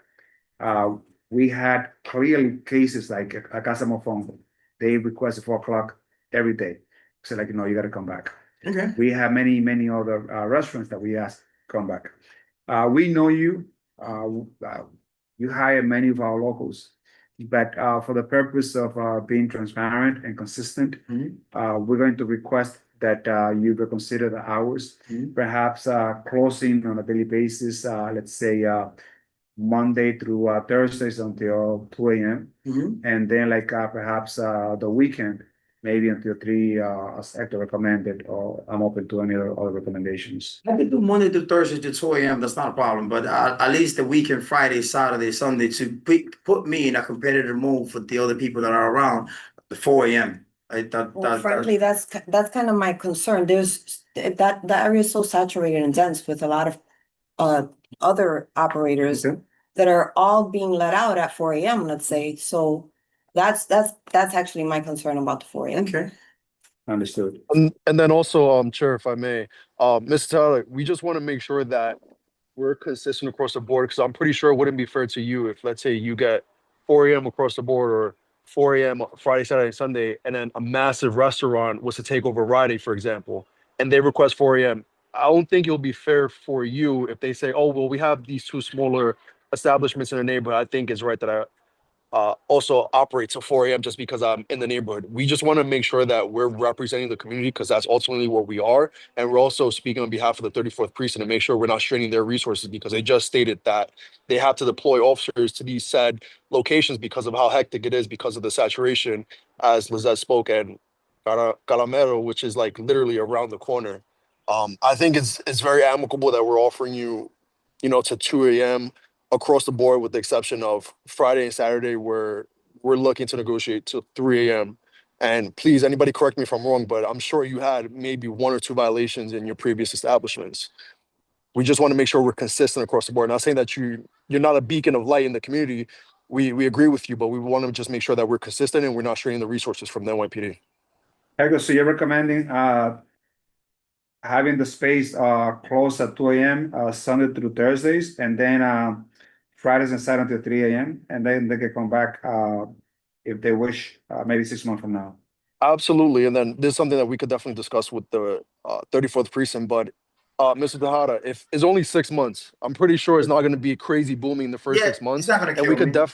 exactly, and then we could definitely revisit this. Let's say everything goes well and smooth. We could possibly explore other options that may even be beneficial to you for across the board hours change. But I think that's the most amicable solution based on the current situation. And, you know, considering other applicants that come before us is like 12, and then we only get them to 2 on the weekends. We're trying to work with you. Angel has proven himself to be a great I officer. mean, if he's gonna make the community board a good faith, fine, no problem. But I mean, if it could be done at least Saturday, Friday, Saturday to 4 a.m., it'll greatly help me. But whatever you guys say, I'll go with it. No, yeah, of course. And then one more thing, Angel, just be cautious how you proceed, because we had applicants in the past come before us to try to negotiate the same thing, and we legit told them no, and they had to come by the following month, which at the end of the day is time and money out of your pocket. And we're just trying to Yes. find a solution that works best for not only the community, the 34th precinct, but also you as like one of the members of our community. Before I proceed, I see that Christine Laura has a hand up. Christine, you have the floor. Hola, buenas noches. Mi nombre es Cristín Vargas. Vengo representando el Cocina Latina, localizado en el 1579 de San Nicolás Arms. Esa Aún no hemos llegado. aún no ha llegado. Un momento, por favor. Okay. As I'm going to recommend 2 steps, one they're going to sign, and also the no double parking stand. To be A big placed. one. I have a big one on the Sport Street then. I have no further questions. No, you thought it was So we agreed on the hours thus far, which is Sunday through Thursdays until 2 a.m. and then Friday, Saturday until 3 a.m. With the 2 steps in place. Seeing, let's go to a straight vote. Hector, how do you vote? Yes. Melissa, Yes. Kathy. Yeah. Tracy, Abstain. Lisette, Yes. and I vote yes. So by a vote of 5-1, 501, this application passes. So, and your congratulations. Thank You're being a great person. Hope to see you there. Yes, indeed. Thank you. Thank you very much, guys. You guys have a good evening. Have a good night. Thank you. So this application passes. We should hang out there sometime. Yeah. Good night. Good night. Let's proceed now to the next agenda item, which is agenda item number 12. To Cocina Latina Restaurant Incorporated, located at 1579 San Nicolas Avenue. Based on the documentations that we have, I recommend that they withdraw this application because we don't have a floor plan. We don't see the layout. We don't see any impediments as far as like accessibility. Do we have a representative from Casa Latina? ¿Hay algún representante de Casa Latina? No, Christine. yo misma. Oh, usted. Ujú. Would like to use the hearing? So that's like the affiliation that you have this. Okay, ¿cómo se llama? Cristín. ¿Cristina o Cristina? Cristín Lora. Okay, ¿y cuál es su relación con el negocio? Yo soy la propietaria. Okay, so we have Christine, who is the owner of Tu Cocina Latina on 1579 St. Nicholas. Pues nosotros vamos a tener que traducir, so nos da un poco de paciencia. So this application is incomplete. We don't have a floor plan. I personally cannot make a decision on this matter if they don't have a complete application submitted.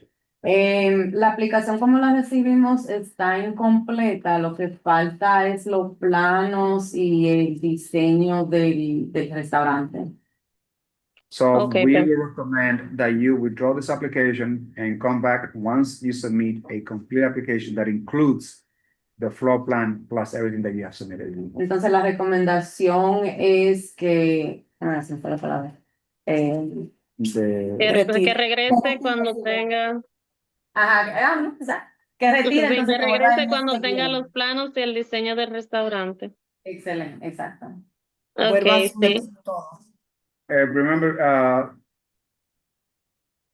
that you should reapply the whole process again and ask the board to make sure that you submit all the required documents.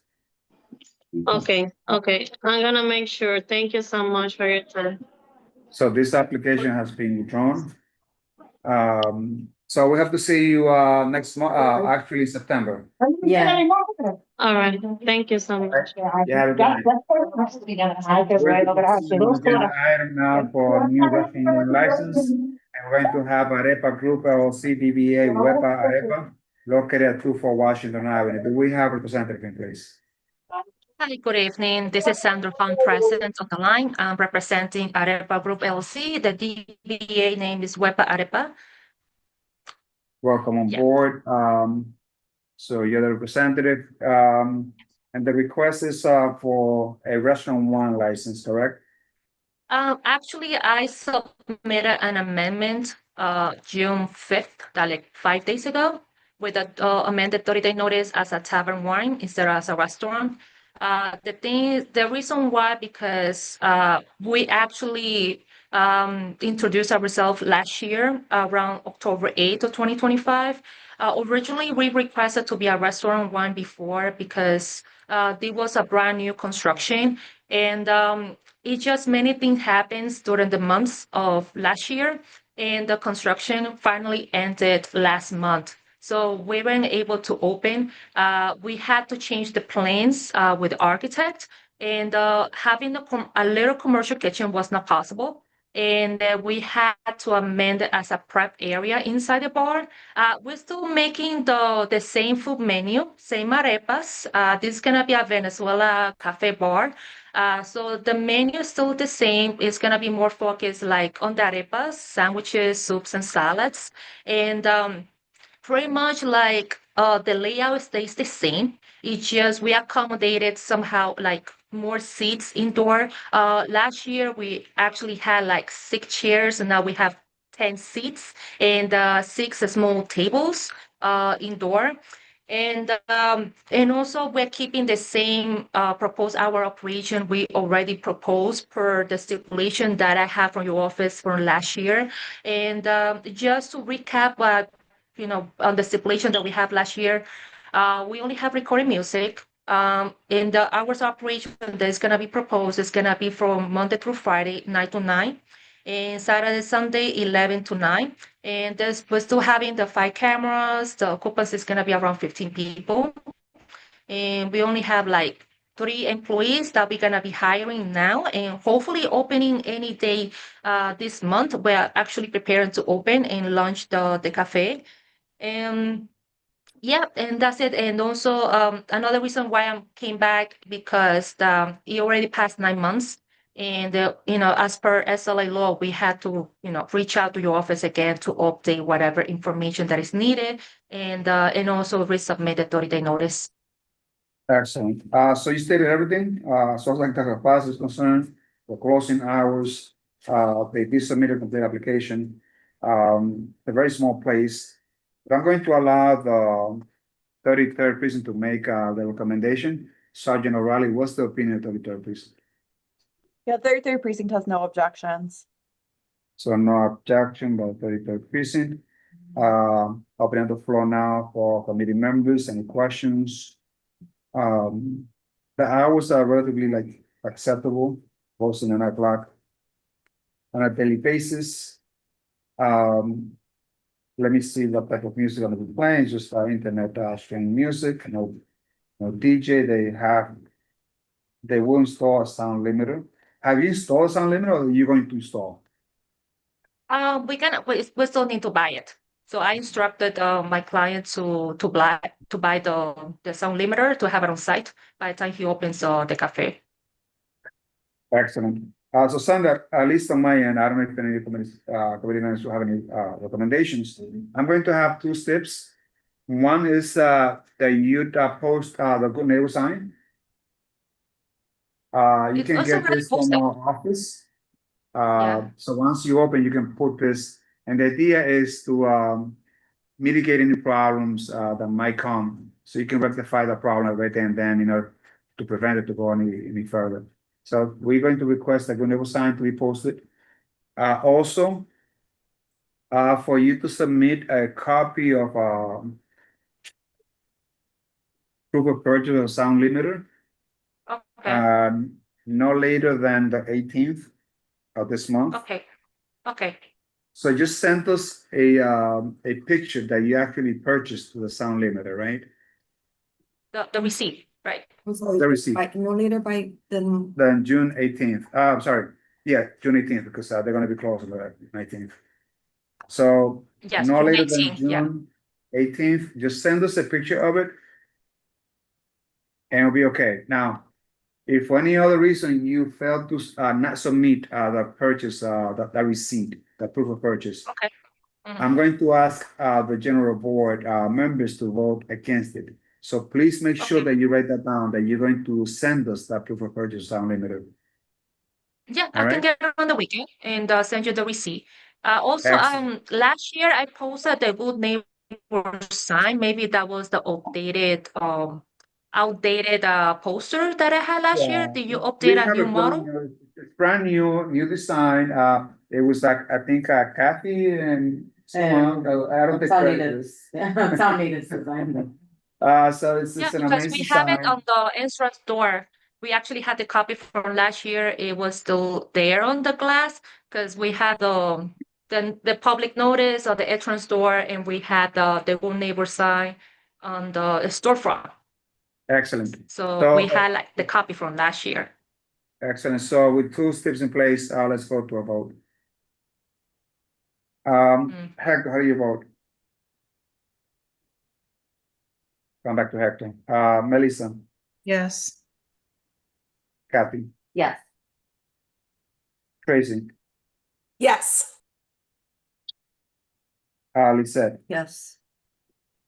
I vote yes. Hector, how do you vote?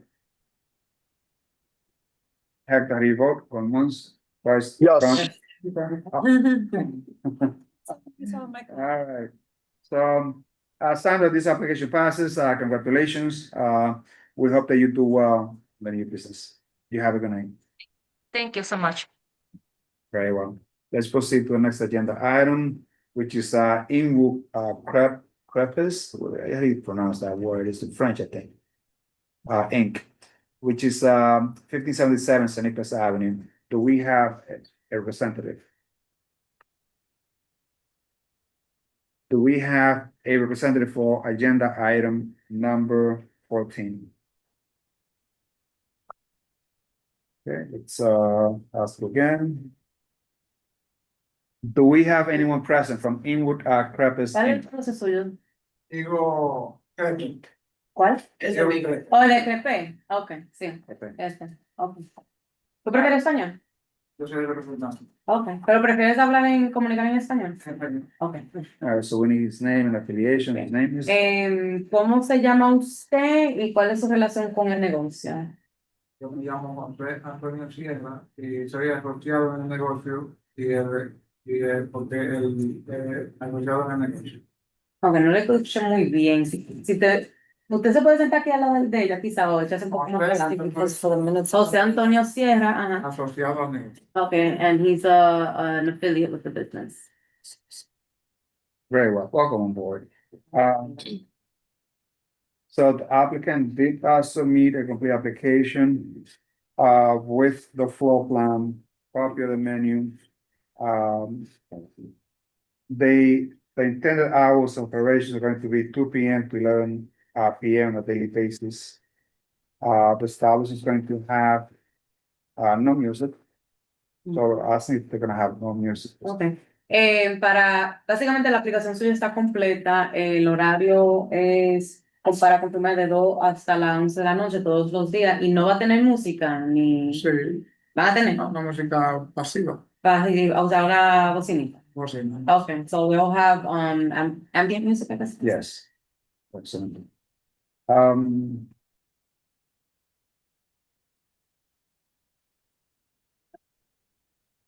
So in essence, this is a very small place, it's only Qué 20 capacity, pequeña. right? 25 people. 25 personas solamente caben.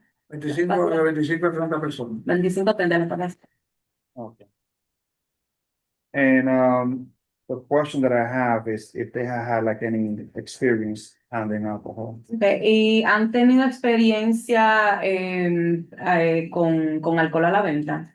¿O administrando alcohol a la venta? Yo sí. Usted, okay. Si puede compartir un poquito más. Y José, era, ¿verdad? José, perdón. Okay, so José Antonio does have experience. Si tú puedes compartir un poquito más de su experiencia. ¿Cómo así? En términos de si ha administrado a otro negocio con alcohol. Yo tenía licencia de licor, de cerveza y de vino. Okay. ¿A dónde? En Nagle. En Nagle. Nego. Oh, okay. Nego, en la 204 en Nego. ¿Cómo se llamaba? Se llamaba se llamaba Tony Sport. Sony Sports, okay. So he's saying he has experience with Sony Sports, which was a space business on Naval Avenue. That was like a pool place, a video. Era como de billar. Como de billar. Oh, de billar, okay. So it was a billiard spot.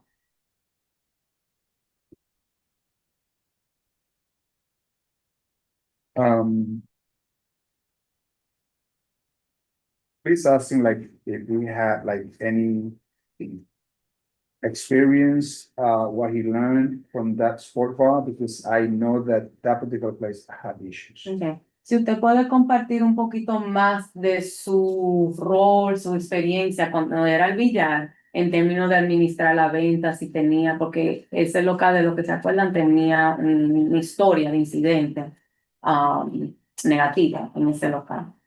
Entonces, si hay algo que usted puede compartir con nosotros acerca de su aprendizaje, de lo que se hace, lo que no se hace. Yo aprendí cerveza y ron. Okay, y tuve algunos inconvenientes por los clientes. Okay, so they had issues with Que en customers. ocasiones llevaron bebidas indebidas que no era acorde con el negocio. Y hubo algunos incidentes por eso. Okay, so the gentleman stated that they did have issues in the past, mainly with clients or customers who would bring in outside alcohol, which obviously is not allowed, and issues that stemmed from that.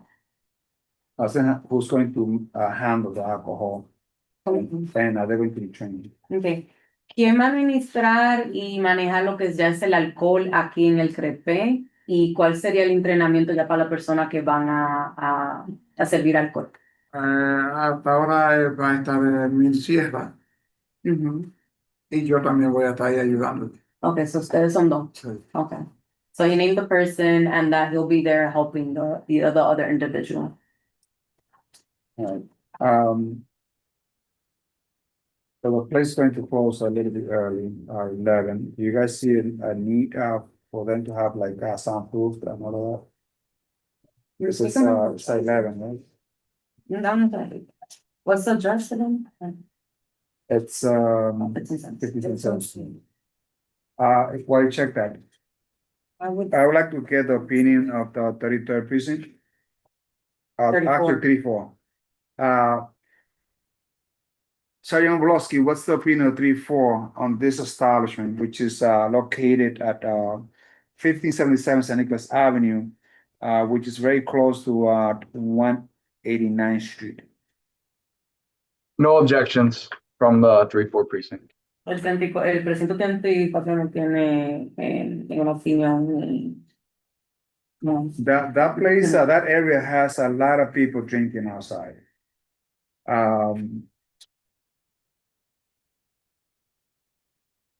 Está comentando en en esa cuadra hay muchas personas que beben afuera, en el público. Me imagino el local que ustedes van a tener es donde está la taquería.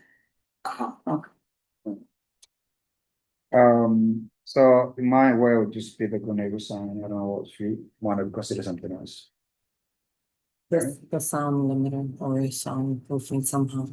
But this is a residential area. Also proof of purchase unlimited, so maybe.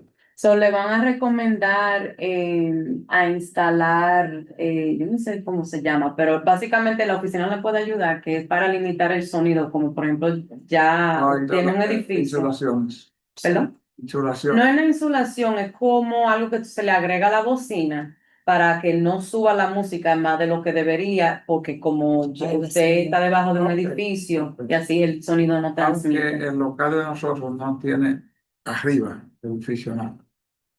No, o sea, no están con el techo. No, con el techo, no tenemos a nadie en el techo. Okay, no tienen nada en el techo. Mhm. So they won't have sound attached to the ceiling. It'll be within the space. De más porque tiene vecinos. Mhm. Porque eso me ayuda en el aspecto de, por ejemplo, que llaman mucho para dar. Eso sabe. Gracias. Cuando se recoge hasta sin molestarle ya.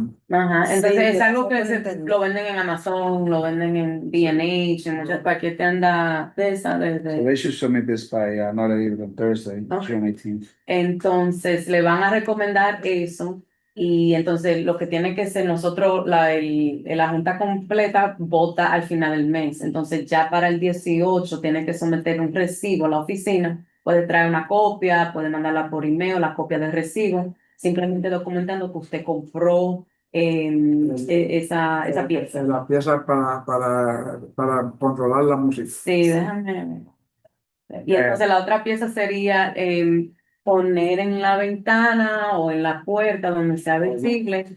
Ya de ese, ok, ya lo tienen. Qué bueno. Would you say limitador de sonido? I think that's how you would say it. Es lo más cercano, yo creo lo que compartió Melissa. Pero básicamente es algo que se le pone a la bocina y el volumen no se pasa de ese cierto límite. No se pasa ese límite. And if they do not submit proof of purchase, Entonces, we're eso se lo mandamos a ustedes por Pues, yo diría mejor por correo electrónico o hasta una copia a la oficina, porque si lo mandan por correo se puede tardar y nosotros tenemos que tener ese recibo antes de la votación al final del mes. Yo tengo que estar aquí en la votación. ¿Dice? No, nosotros nos reunimos. Eso es ustedes. Ya eso somos nosotros, pero si usted quiere ir y promocionar su negocio, está invitado. No, ya están invitados ustedes por. Ustedes saben lo que es crepe, porque no todo el mundo sabe lo que es crepe. Bueno, yo sí, no quiero asumir para lo demás. Hay mucha gente que no sabe lo que son. so let them know that if we don't receive a set receipt, we're going to recommend the board to overturn the decision. Okay, so muy importante, el recibo lo tenemos que recibir antes de esa reunión porque si no, automáticamente decimos que es en la negativa la recomendación de la Junta. Okay. All right, so El 18. El 18. Antes del 18. Y yo se lo voy a escribir en un papelito, lo que se lo tengan que hacer. Y gracias por entenderlo. Porque es que si no ponen a llamar. Sí, eso lo sabe. Eso la gente a veces está sin molestarle por cualquier razón ellos lo hacen. very well. So let's go to a vote. Hector, how do you vote? Yes. Come back. Hector votes yes. Melissa, Yes. Kathy, Yes. Tracy, Yes. Lisette, Yes. and I vote yes. So this application passes. Congratulations. And you have a good night. Okay. Pasó, o sea, ya pasó a favor de recomendar la licencia, entonces ya sabe que tiene que comprar eso, mandar el recibo y al fin de mes tenemos la votación formal. Pues muchas gracias. Muchísimas gracias. Let's proceed to the last agenda item, which is agenda item number 15. I see you back. I'll be very last. No, falta. No, one more. We have a 16, Booney. Thank you so much. The first should be last. Very well. On that note, we have Metropolitan Museum of Art. And I think that you do this on a yearly basis for the renewal, right? They have submitted a complete questionnaire. The hours of operations, daily basis, 10 a.m. to 5 p.m. If operation includes just internet and no DJ, no karaoke, no live music. Menu. Last time they had the house inspection, they received the name. Let's proceed to the recommendation of 3-4. But I see that I'm no longer there. Do we have anyone from? I'm still here. Ah, thank you so much. What's Sergeant Wolosky, what's the FEMA 34 reason for this request? No issues. No issues for agenda item number 15. I myself, I have no issues at all. We know the place, I think, quite well. If there are no oppositions, I will go to go to straight vote. All right, Hector, how do you vote? Come back to Hector. Melissa, Yes. Kathy, Yes. Tracy, Yes. you said, Yes. I vote yes. Hector, how do you vote? Going once. Hector, how do you vote? Yes. Ah, votes. All right. So this application passes, Sandra, so congratulations. We wish you all the best. Come safe and good night. This Thank you application for your passes. Last but not least, we have Booney Coffee, the very brand that we recall came maybe 10 years ago.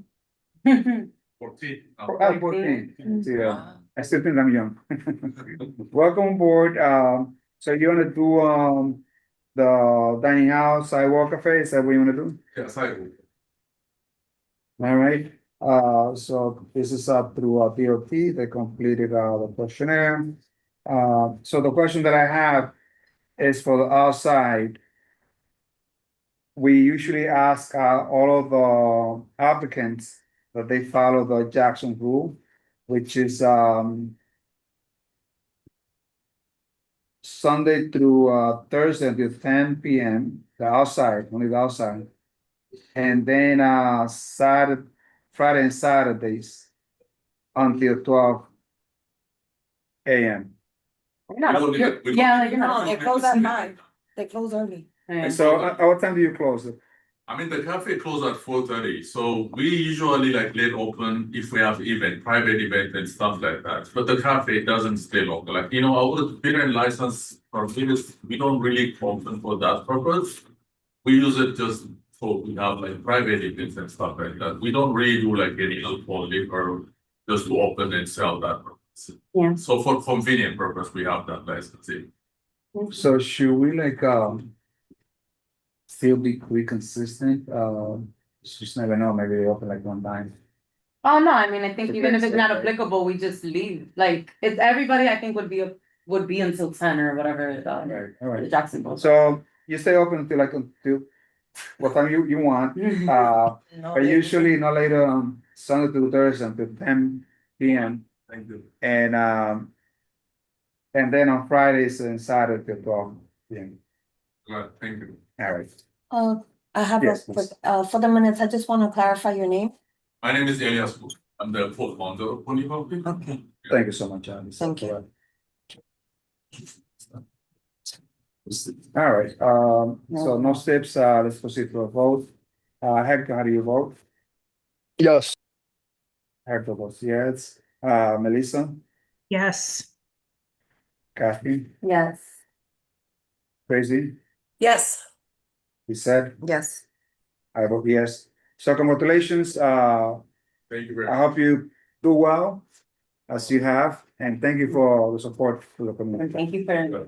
Thank you. You were like the first one here, the last one. That's all right.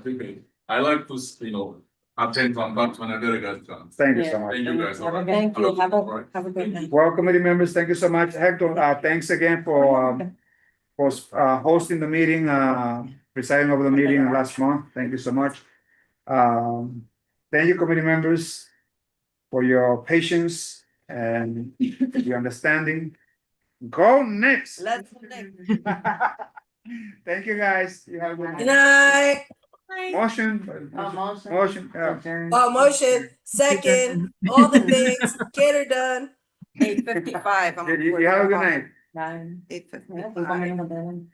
Have a good night, everyone. Good night. We have to get together.